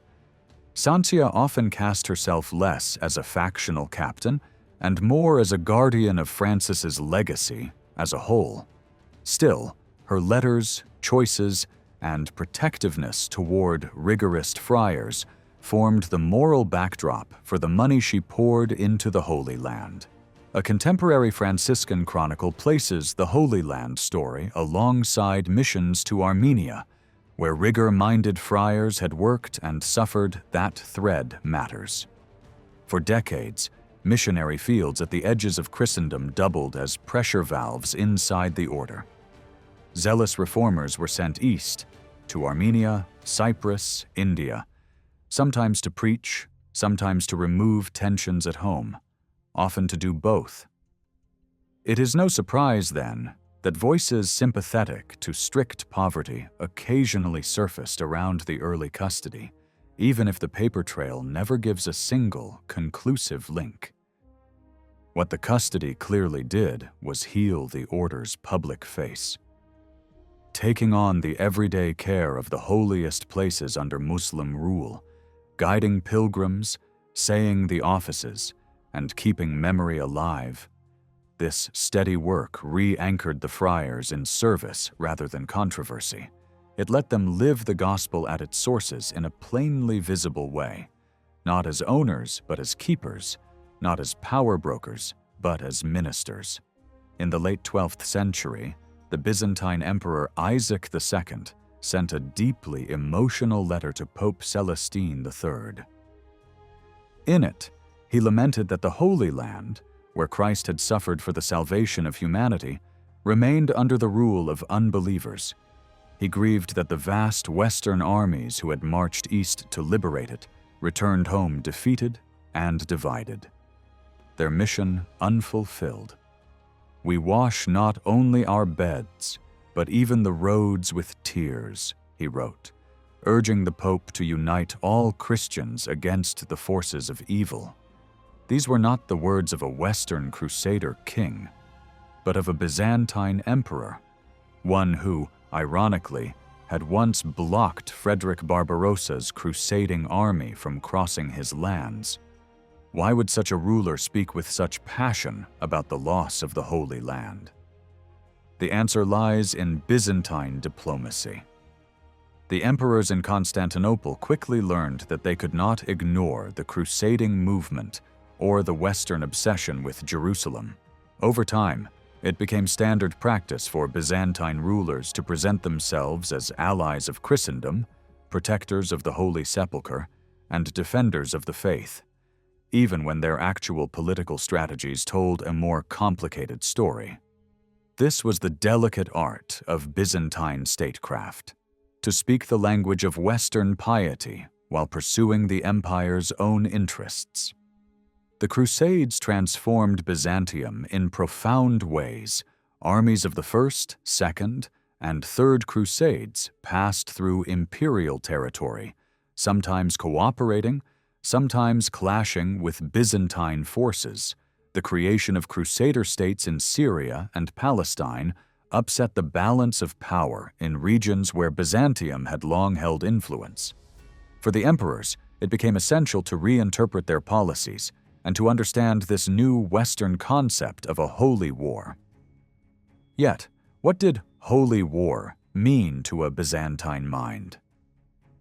To many Byzantine theologians and historians, the idea of war sanctified by religion, whether Christian crusade or Muslim jihad, was alien, even offensive. War was not a divine command, but a grim necessity. The Church in Constantinople often cited the teachings of Saint Basil, who warned that even soldiers defending the faith should abstain from communion for a time, because their hands were stained with blood. Violence, even for a just cause, could never be holy. This emphasis on peace and repentance stood in stark contrast to the Western ideal of the Crusader who fought for God and gained salvation through arms. Yet, history reveals that Byzantine thought was far more complex than this simple opposition suggests. There were moments when emperors and even churchmen came close to embracing the notion of sacred warfare. In the 10th century, the mighty general and emperor Nikephoros Phocas sought to declare fallen soldiers martyrs of the faith, a request rejected by the Patriarch, but telling nonetheless. A few centuries later, the Patriarch in exile at Nicaea offered remission of sins to those who died fighting the Latin occupiers of Constantinople, echoing the same Crusader-like promises once condemned. These rare gestures showed that the idea of a sanctified battle was not entirely foreign to Byzantine leaders. Some military treatises even encouraged soldiers by reminding them that their struggle was for God, for their families, and for their Christian homeland, that their cause was holy, their enemies were the enemies of God, and divine reward awaited those who fought bravely. Such rhetoric did not replace the Church's official caution, but it revealed a shared understanding of moral war, rooted in faith and empire. Even the patriarchs at times spoke in this tone.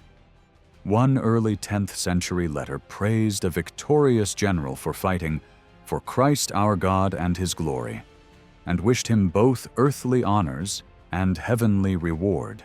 In such words, the line between piety and war blurred. While Byzantium never developed a crusade ideology in the Western sense, it possessed its own sacred vision of empire, a Christian realm defended by God's chosen emperor, fighting not for conquest, but for the preservation of divine order on earth. In the long debate over whether Byzantium ever truly waged a holy war, one question stands out. How could one meaningfully tell the difference between a war fought in the name of God and any other conflict fought by the empire?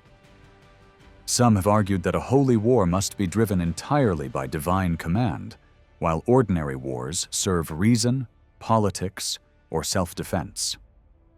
But such neat distinctions rarely exist in history. Every campaign, whether waged by emperors, sultans, or crusaders, was shaped by ambition, circumstance, and faith all at once. The spiritual and the political were never separate worlds. Recent studies have shown that Byzantium, like its Latin and Islamic neighbors, often infused warfare with religious meaning. The empire's armies marched behind the sign of the cross. Emperors invoked God's help before battle, and victories were celebrated as triumphs granted by heaven. The Byzantines did not reject the idea that war could be sacred. They simply expressed it differently, through their own fusion of Roman heritage and Christian theology.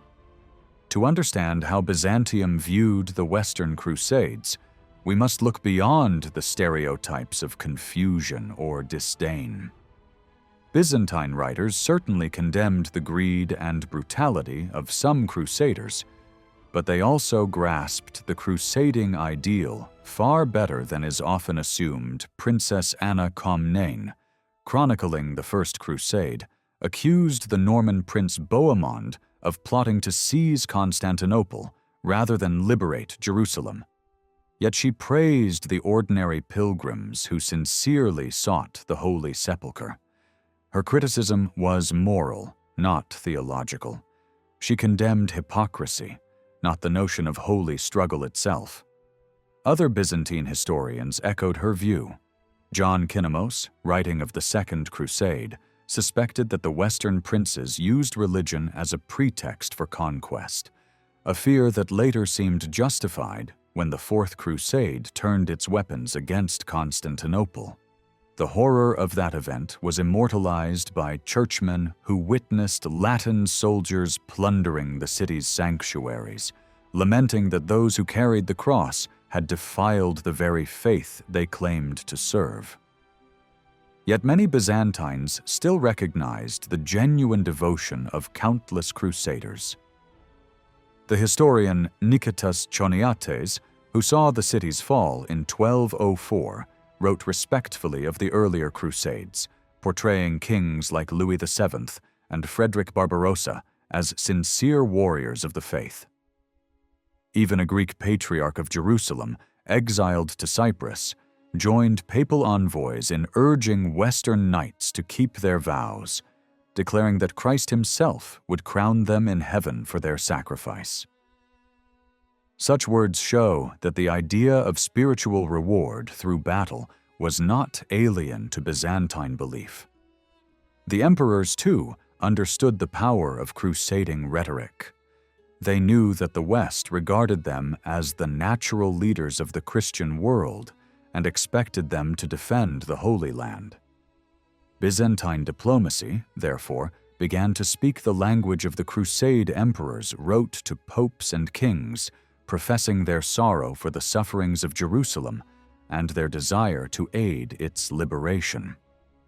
When Western pilgrims passed through imperial lands, The court in Constantinople presented itself as the protector of their journey and the guardian of sacred sites. The Komnenian dynasty perfected this art of persuasion. Emperor Alexios I welcomed the First Crusade with outward generosity, using it to recover lost territories in Asia. Minor, his successors, followed suit. John II Komnenos portrayed his campaigns against Muslim strongholds in Syria as acts of faith, while avoiding open conflict with the Latin princes that might offend Western sentiment. His son Manuel I went even further, cultivating the image of a crusading emperor. He received the King of Jerusalem in grand ceremony, promised aid against the Turks, and sent letters across Europe describing his wars as defenses of Christendom itself. When preparing his great campaign into Anatolia, he asked the Pope to rally Western nobles to join him, promising that victory would exalt the name of the Christian faith. By the late 12th century, even emperors who distrusted Western Crusaders still spoke as their brothers in arms. Isaac II declared himself ready to shed his own blood for the liberation of the Holy Sepulchre.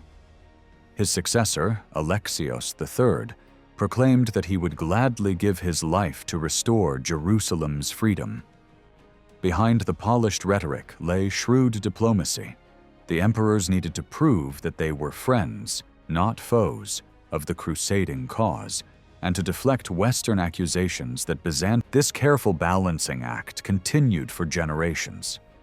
Imperial propaganda used three main tools: eloquent declarations of devotion to the Holy Land, symbolic gestures of cooperation, and real, though limited, military support against Muslim powers.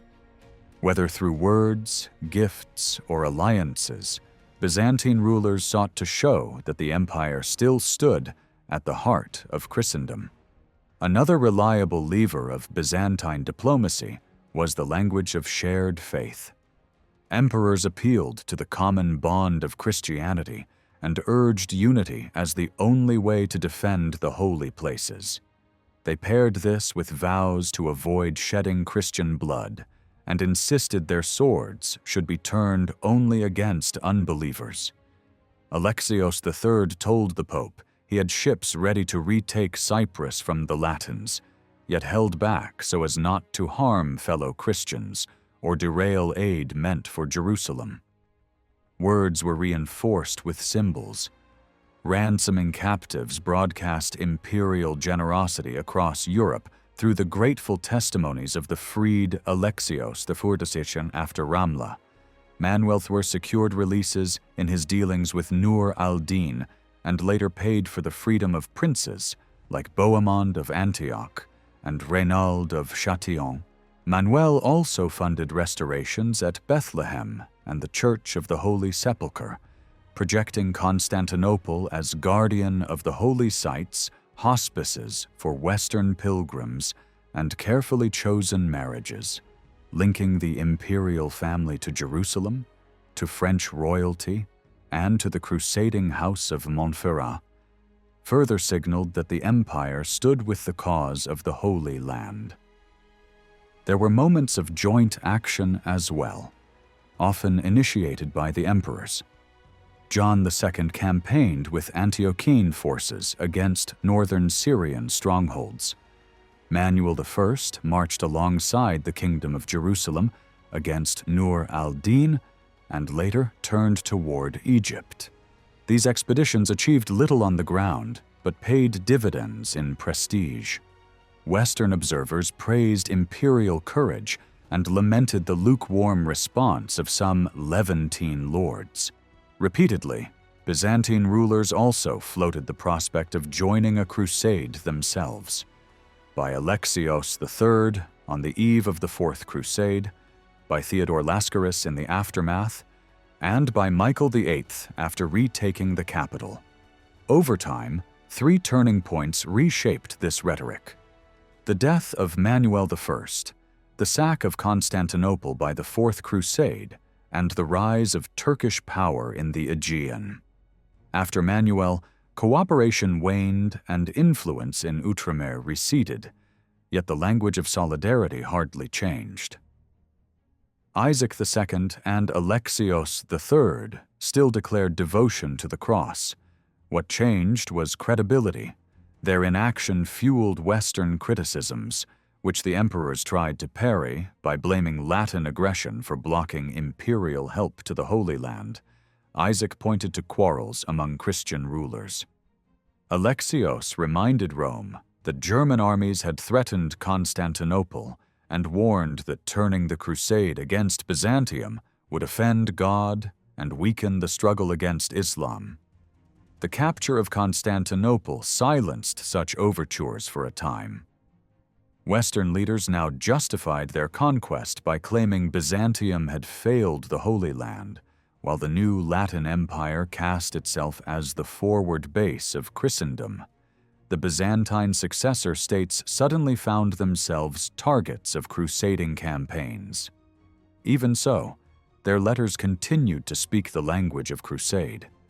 Now in protest, Theodore Lascaris condemned the diversion of the cross against Christians as betrayal.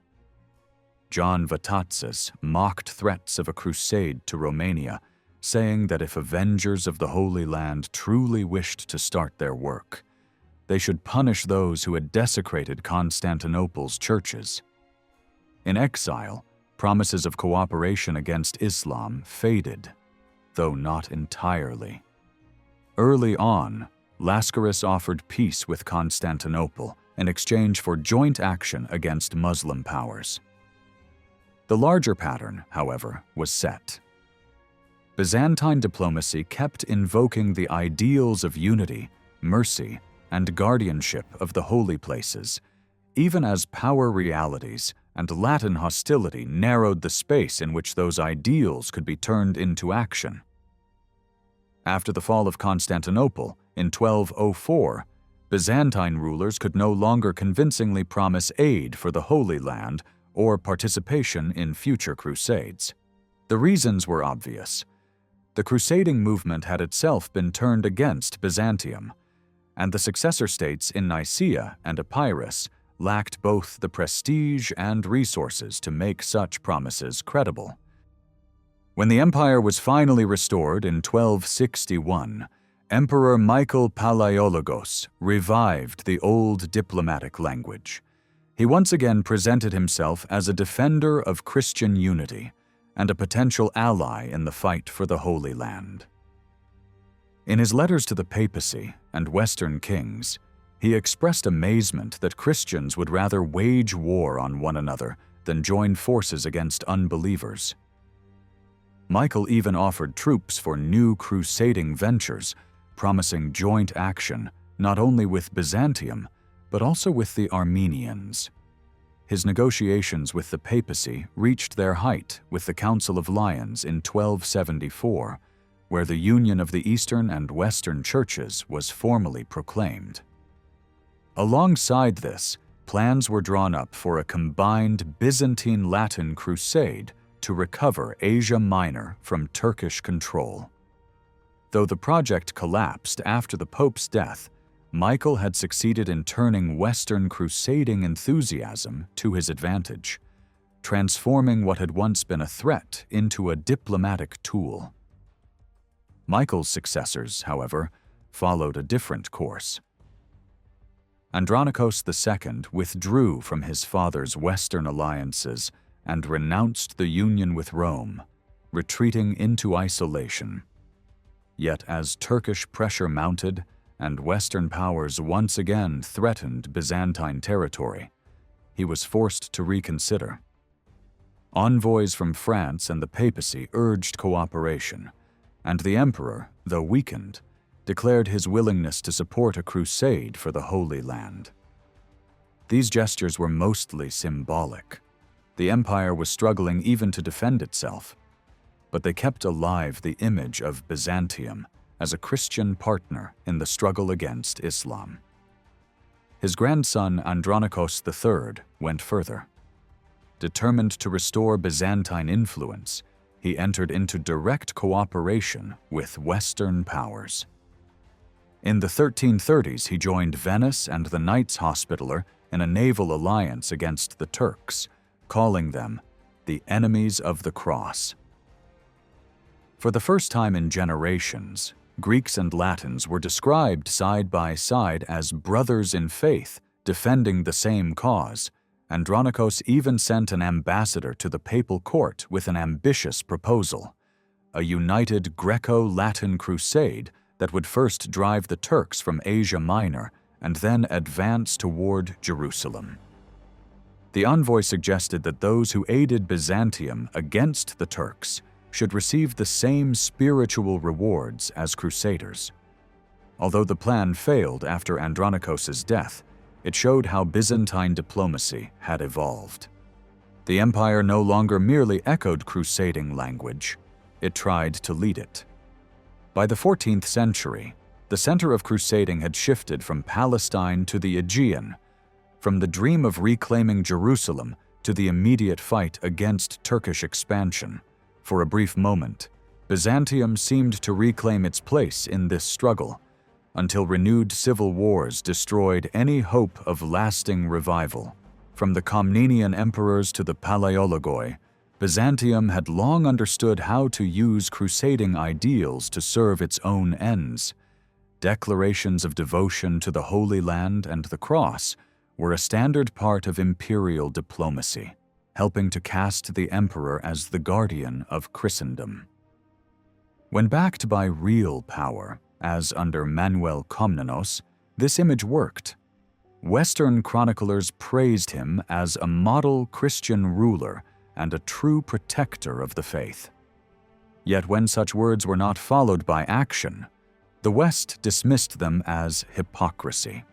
In March 1095, envoys from Emperor Alexios I arrived at the council in Piacenza to ask Pope Urban II for hired troops to help the empire push the Turks out of Asia.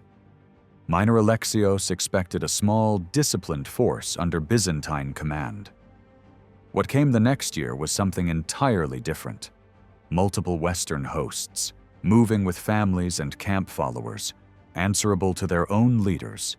From that moment until the sack of Constantinople in 1204, friction with local officials and civilians became the rule rather than the exception. In the Latin West, the movement was framed through the language of sacred journey and vow, the road to Jerusalem, service to God, the bearing of the cross. Byzantine historians almost never used that vocabulary. They reached instead for the language of war and invasion. Anna Komnene spoke of an oncoming assault and a massed advance John Kinemos called the Second Crusade, a march on Palestine, and an incursion. Nicetas Choniates wrote of movements, expeditions, even an invasion of nations. George Acropolites was blunt. Those from Italy campaigned against Constantinople. For these authors, the crusade was not primarily a pilgrimage, it was an armed eruption. Their labels for the participants follow the same logic. Rather than pilgrims or soldiers of Christ, Byzantine authors sorted the newcomers by peoples and armies: Franks, Celts, Germans, Latins, Western nations, heavy cavalry in tight ranks, whole armies out of the evening lands. When discipline broke down or violence flared, the word barbarians appears. Only occasionally do Western terms surface at all, and then usually in reported speech or summary, proof the language was known, but not native to Byzantine narration. Did Byzantine observers understand crusading ideals? Partly. They recognized Jerusalem as the declared goal and knew that Western leaders claimed divine mandate and spiritual reward, but they were also suspicious.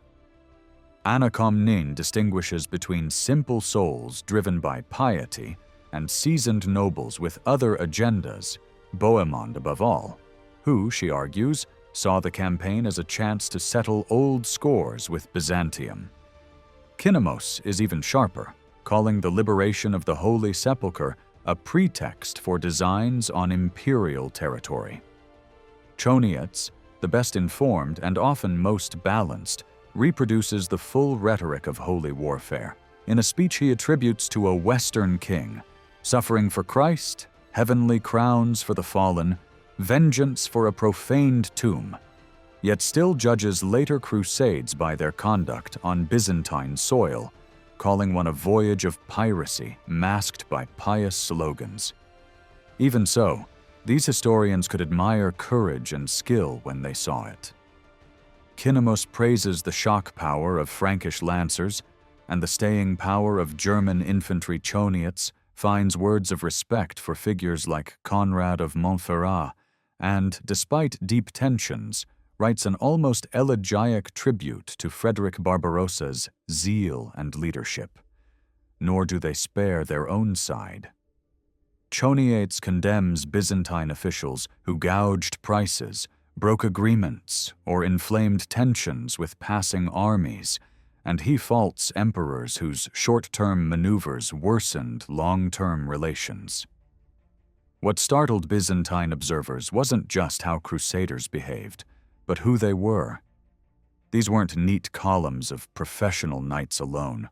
Whole communities moved eastward. Chroniclers speak of nobles and footmen, but also of traders, servants, camp followers, wives and children dragging household goods. A human tide that looked less like an army on campaign and more like a migrating people. The size overwhelmed officials. Writers reach for images of rivers converging from every horizon, of multitudes beyond counting, of the entire West on the move.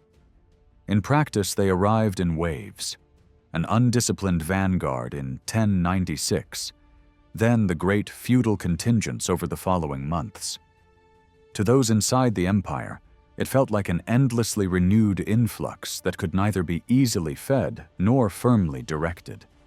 Amid the shock, Byzantine narrators sometimes underline a difficult truth. These newcomers were fellow Christians. Emperors hesitated to shed Christian blood. Even when pressed against their own walls, bishops and clerks urged restraint. Yet shared faith could not smooth daily frictions over food, pay, discipline, and passage. There are scenes of Latin troops looting and striking fear into towns, and counter scenes of Byzantines ambushing or price-gouging caravans, or turning violent after provocations. Each side found reasons to see the other as treacherous or hostile. Long memories sharpened suspicion. The court knew the havoc Norman attacks had already inflicted on imperial lands and finances. Venetian trading privileges rankled. So when word came that vast hosts were marching, imperial planners expected broken promises and sudden turns. Some Western leaders did little to calm those fears, arriving with private ambitions that sat uneasily beside vows to reach Jerusalem. Others tried to keep order and deal fairly, and even won grudging praise for courage and skill. But the overall impression left by the first great marches was of a restless, demanding mass, too large for any one ruler to command, and too costly for any province to host. Were Byzantine writers simply prejudiced? They certainly judged the movement by outcomes, and the outcomes on Byzantine soil were often grim. Sieges, shortages, riots, burned farms, cities taken by storm, the final catastrophe at Constantinople. Even so, some authors show they understood the Crusades' inner story: oaths, penance, the promise of spiritual reward. And they do not mock those ideals in themselves. What they reject are the political and human consequences when those ideals arrived as ungovernable armies at their gates. From their vantage point, the crusade was not primarily a holy journey, but an armed migration that strained an empire's nerves and coffers. Whatever early misunderstandings existed between Greek East and Latin West, the behavior of later expeditions deepened the divide. By the end of the 12th century, Many Byzantines felt that a chasm separated their world from that of the newcomers, and the events of 1204 made that gulf feel permanent. Recent scholarship has reshaped how we think about Byzantine attitudes toward war. Far from dismissing holy war as unchristian, Byzantines could accept that conflict might be sanctioned by God in specific circumstances. The model of Constantine loomed large. Imperial campaigning carried its own liturgies, and soldier martyr traditions, like the 40 of Amorian, framed sacrifice on the battlefield as spiritually meaningful. A 10th century military manual celebrates soldiers as men ready to lay down their lives for emperor and faith. Its authorship has even been linked to Nikephoros Bocchus, the warrior emperor who sought, unsuccessfully, church approval for honoring those who fell against non-Christians as martyrs. When the empire shifted to retrenchment in the 11th century, the ideal of spiritual rewards attached to warfare quieted, and a peacemaker image of the emperor gained ground. Yet among the great military families who brought the komnenoi to power, older ideas survived, enough to understand, and at times sympathize with, the motives of crusading armies. Alexios I's own letters during the First Crusade show this tone. Writing as the great columns moved across imperial lands, he lamented the many who had gone to eternal tabernacles, calling them blessed for dying with right intention, an unmistakable nod to the Crusades' spiritual promise. His daughter Anna Komnene, reflecting decades later, never questions the Crusades' core aim. She admires its piety, worries about cynical leaders who might hijack it, and notes that her father even ransomed prominent captives from Egyptian hands because he could not bear to see men who rivaled the heroes of old languish in prison. By her time, the movement had clearly become recurrent, a standing harness of Latin Christian energy that could help or threaten the empire. Niketas Choniates, writing on the eve of 1204, likewise captures the Crusades' religious ideals with sympathy and even criticizes Manuel I for mishandling Crusader passage. Only after the sack of Constantinople does his tone harden into outright condemnation. The destruction of 1204 was the decisive break. The shock of Jerusalem's fall to Saladin in 1187 had primed the disillusion, but the conquest of the imperial capital sealed it. Jerusalem itself posed a separate problem. The crusade as an idea sat comfortably enough in Byzantine minds. The Latin takeover of the city, the holy places, and the patriarchate did not. Long before 1099, emperors had claimed a protective role over the shrines. A century earlier, after the Holy Sepulchre's devastation, Constantinople helped restore order and reasserted rights in appointing the patriarch. The Latin conquest swept that aside. With the patriarchal seat filled by a Crusader appointee, the Orthodox incumbent withdrew to Constantinople, and imperial guardianship of the Holy City became a contested claim rather than an acknowledged duty. Popular practice also differed. Western Europe had mass lay pilgrimage. Byzantium's traffic to Palestine skewed monastic and ascetic, centered on the great lauras and desert houses. In the wider imagination, Constantinople itself functioned as a new Jerusalem. From the mid-10th century, relics of the Passion were gathered into the palace's Pharos chapel, whose carefully controlled access served liturgy and imperial ceremony rather than open throngs. Manuel I later brought Christ's funeral slab to that chapel and personally bore it in procession. A theatrical affirmation of imperial custodianship over sacred things. This was not a replacement for the Holy Sepulchre, so much as a parallel track within a policy of managed cooperation with the Latin East. That cooperation deepened under John II and Manuel I, Comnenian princes and courtiers traveled to the Holy Land. Some performed penitent works, others brokered prisoner exchanges and dreamed of shared enterprises. Manuel's reign brought safer Anatolian roads for pilgrims, high-profile embassies, and marriage alliances binding Jerusalem's rulers to the Komnenoi. When Amalric visited Constantinople, he edged toward recognizing Manuel's protective role over the holy places. Manuel, for his part, financed restorations at Bethlehem and supported the Sepulchre, leaving bilingual dedications and a mosaic program that echoed his theological outreach to the West. At the same time, he funneled resources into Orthodox monasteries across Palestine, reinforcing a living Byzantine presence beneath Latin hierarchy. Byzantine voices from these decades underline the point. Court writers praise opened routes and orderly crossings. Envoys produce polished descriptions of holy sites that celebrate imperial gifts and monastic renewal. Their message is consistent. The Holy Land matters to Byzantium, spiritually and politically. The emperor, heir to Constantine, bears responsibility for Christian integrity from the Bosporus to Jerusalem. Not everyone was enchanted. Some travelers grumbled about muddy Jordan waters and shabby Galilean towns. But the mainstream imperial vision cast the shrines as a stage for unity, patronage, and careful diplomacy.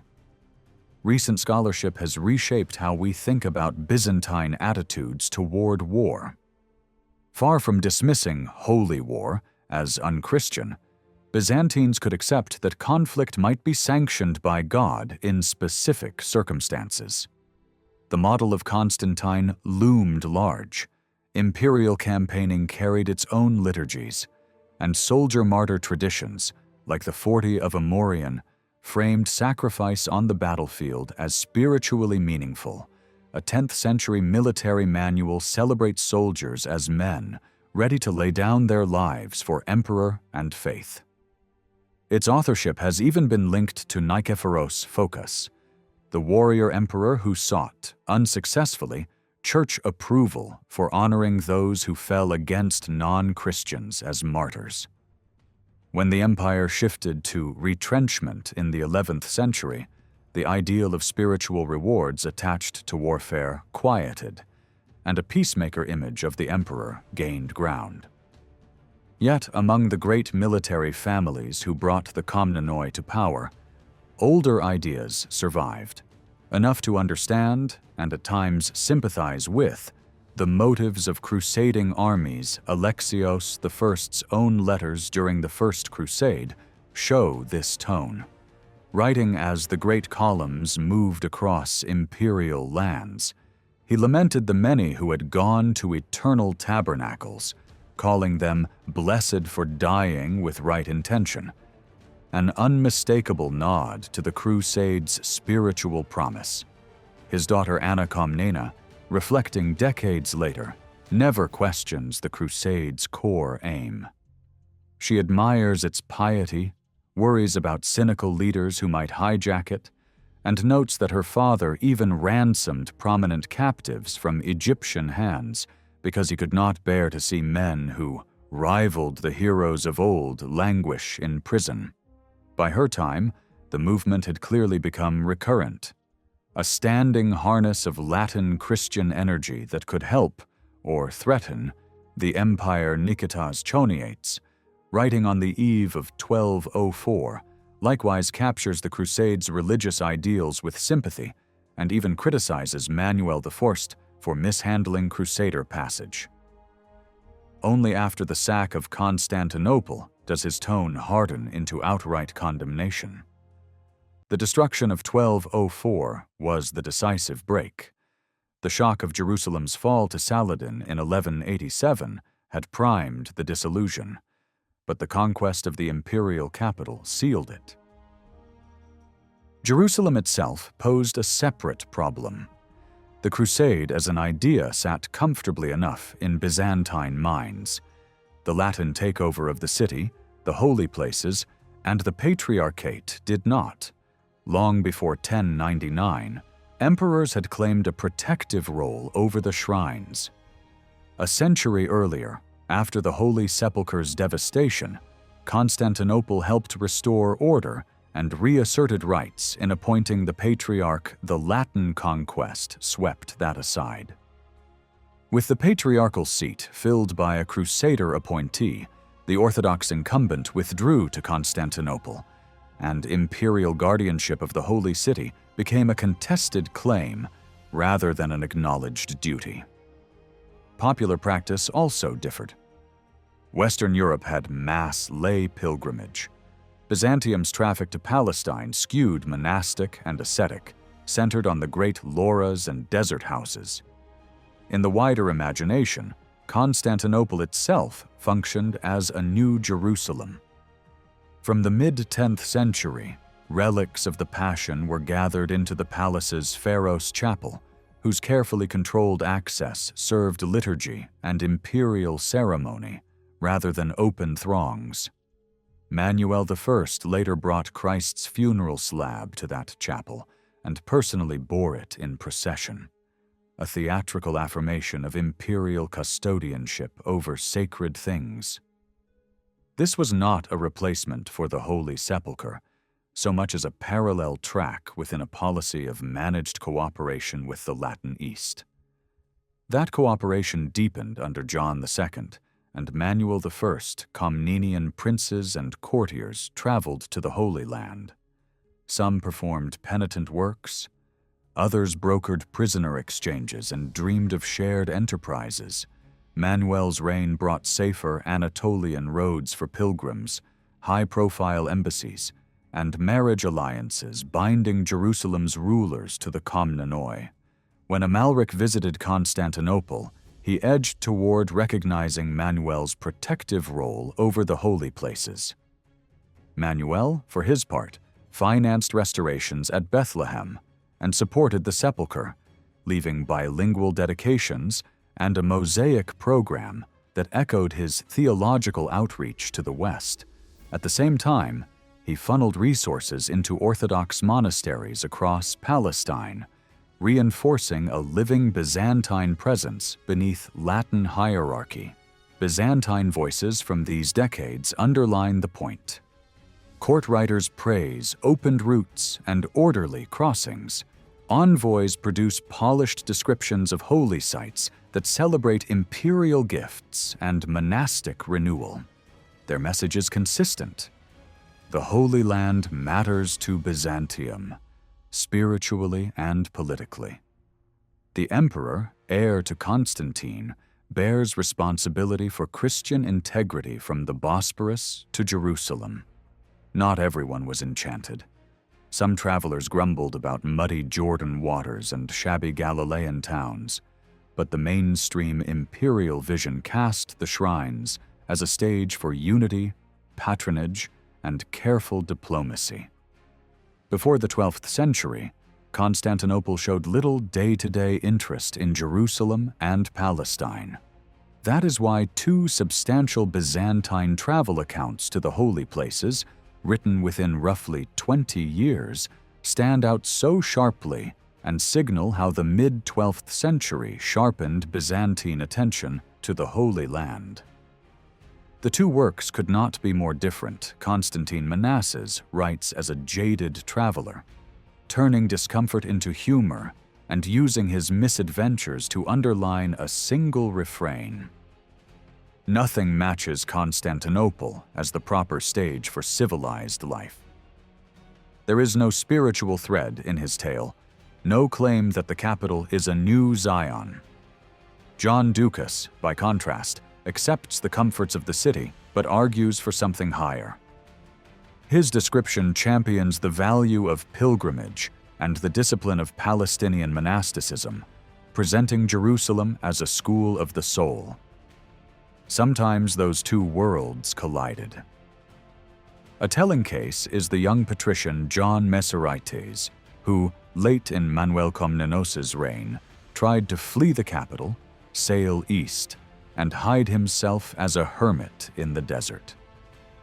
His father appealed to the emperor, who paid handsomely to bring the boy back.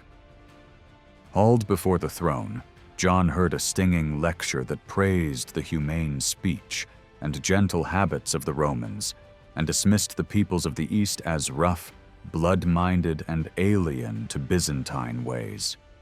Whether those exact words were spoken or not, the scene rings true. Manuel kept tight reins on the aristocracy and did not want gifted youths vanishing into cloisters when they could serve the state. It exposes a classic Byzantine tension, the active life of duty versus the contemplative life of prayer. The emperor pushed civic virtue and cultural pride, the boy's father countered more shrewdly. He reminded his son that Constantinople held its own spiritual riches. Christ may have revealed himself in Judea, but the capital guarded the Passion relics, from the cross and its base to the crown of thorns, the sponge, the lance, the reed, even Akeropoietos images. In this telling, the city itself became a map of salvation. One did not need to sail abroad to find holiness. That exchange hints at a deeper rift in imperial messaging. Manuel promoted Palestine as the sacred landscape, a stance that supported his protective posture toward the Crusader states. At the same time, he exalted the Passion relics in the capital, which turned Constantinople into a holy city in its own right and soothed local pride. Both strategies assumed meaningful common ground with the Latin West. After Manuel's death, those limits were laid bare, and the dissonance inside Byzantine society widened. The clash surfaced publicly when Leontios, an esteemed ascetic and newly chosen Orthodox Patriarch of Jerusalem, tried to take up his seat. He reached Acre alongside a Byzantine embassy and negotiated with Latin authorities for the right to celebrate Orthodox liturgy at the sepulchre. Permission was denied unless he came only as a private pilgrim. He entered Jerusalem quietly. His visit coincided with a storm that broke a drought, and his supporters hailed it as a miracle. Tensions spiked. Threats followed. To avoid a diplomatic rupture, Manuel recalled him. Saladin seized the moment, invited the Patriarch to Damascus, offered safe conduct, and gained credit in Byzantine eyes as a courteous and capable ruler who knew how to talk to the Orthodox. Then came Hattin in July 1187 and the fall of Jerusalem soon after. Official Constantinople reacted with restraint. The empire was staggering after Manuel's death and struggling under palace coups, rebellions, and foreign incursions. Isaac II Angelus had stumbled into power in 1185 and faced an uprising led by his own best general. He was saved by Conrad of Montferrat, who married into the imperial family and then promptly sailed to the Levant as the kingdom collapsed. With Cyprus lost to a rogue Komnenos prince and an expedition to retake it defeated, the old Komnenian outreach to the Crusader states was no longer workable. Isaac angled toward an understanding with Saladin instead. He had family lines into Saladin's court through his elder brother Alexios, and the looming passage of Frederick Barbarossa's crusade through imperial lands made a Muslim alliance look practical. Critics in Constantinople, including Nikitas Choniates, blamed Isaac's spiritual advisor, the Studite monk Dosithios, and accused the regime of abandoning Manuel's path. Yet there was logic to Isaac's move. Saladin had leverage with the Seljuks of Rum, and Byzantine interests in Anatolia needed a shield. The policy still needed a religious gloss. Isaac appointed Dosithios to the empty Orthodox See of Jerusalem, reinforcing claims over the sepulchre just as the city changed hands. He dangled concessions in the capital, including shifting the Friday sermon in the Constantinople mosque from Fatimid to Abbasid allegiance, and accepting a new pulpit sent from Saladin. Even so, Saladin kept his distance. He offered no real help, and he would not restore an Orthodox patriarch to Jerusalem during the Latin vacancy. Isaac had been outmaneuvered. Inside the empire, Isaac's hostility to Barbarossa's overland march produced anger and embarrassment. He was forced into terms with the German emperor after half-hearted resistance in Thrace. Nicetas Choniates, who had helped mount that defense, wrote his history before the Fourth Crusade and cast Barbarossa as a stern, almost heroic figure in order to highlight Isaac's weakness. The historian's sympathy for crusading ideals remained intact at that point. He could savage Latin arrogance elsewhere and still believe that the Crusade, as a disciplined, holy undertaking, restrained Western excess. In his mind, the Normans who sacked Thessaloniki in 1185 embodied raw brutality, while Crusader armies, at least in their best moments, could be steered by a higher moral purpose. It was a neat distinction, and a fragile one. Within a generation, after 1204, the illusion would shatter. When Jerusalem fell to Saladin in 1187, Byzantine chroniclers barely reacted. That silence revealed much about the empire's politics at the time Emperor Isaac Angelos had tried, and failed, to forge an alliance with Saladin. The plan backfired, stripping him of authority at home and leaving him morally discredited. The failure helped pave the way for his brother Alexios's coup in 1195. Isaac's weakness showed most clearly through his spiritual advisor, Dositheos. The emperor forced him onto the patriarchal throne of Constantinople, despite strong opposition from the clergy. When Dositheos preached resistance against Frederick Barbarossa's advancing crusade, even suggesting that killing Crusaders could atone for sin, he provoked outrage. The patriarch became the lightning rod for everything wrong with Isaac's reign, and soon both were discredited. Beneath the surface, the conflict was not only about church law, it was about the place of Jerusalem in Byzantine thought. Was it still a shared cause with the Latin West, or had it become a symbol of independence from it? In a desperate attempt to mend relations, Isaac later wrote to Pope Celestine III, mourning that the Holy City remained in Muslim hands, but blaming the failure of the Third Crusade on the Western leaders' divisions. His words tried to shift blame while exposing a truth. The crusading ideal was crumbling under its own rivalries. For Byzantium, true reflection came only after the catastrophe of 1204. When Crusaders captured and plundered Constantinople, the event eclipsed every earlier grievance. Nicetas Choniates, once a cautious admirer of the crusading dream, now compared Saladin's mercy toward Jerusalem's defenders with the brutality of the Latin conquerors in his own city Saladin. He wrote, "Spared lives and allowed ransom." The Crusaders, professing to fight for Christ, had destroyed Christ's own capital. Others echoed the sentiment. Writers began to call the Crusaders not holy warriors, but desecrators, men who carried the cross only to betray it. The historian Theodosios Goudelis, writing on Patmos, even admitted grudging respect for Saladin's sense of honor, noting that the Muslim ruler had shown more virtue than the Franks, who barred Orthodox priests from the Holy Sepulchre. The exiled patriarch John Kamateros drove the point home, calling the Latins tomb robbers who had violated Constantinople while claiming to defend Christ's tomb in Jerusalem. Their defeat at the hands of Muslims, he argued, was divine punishment for arrogance disguised as piety.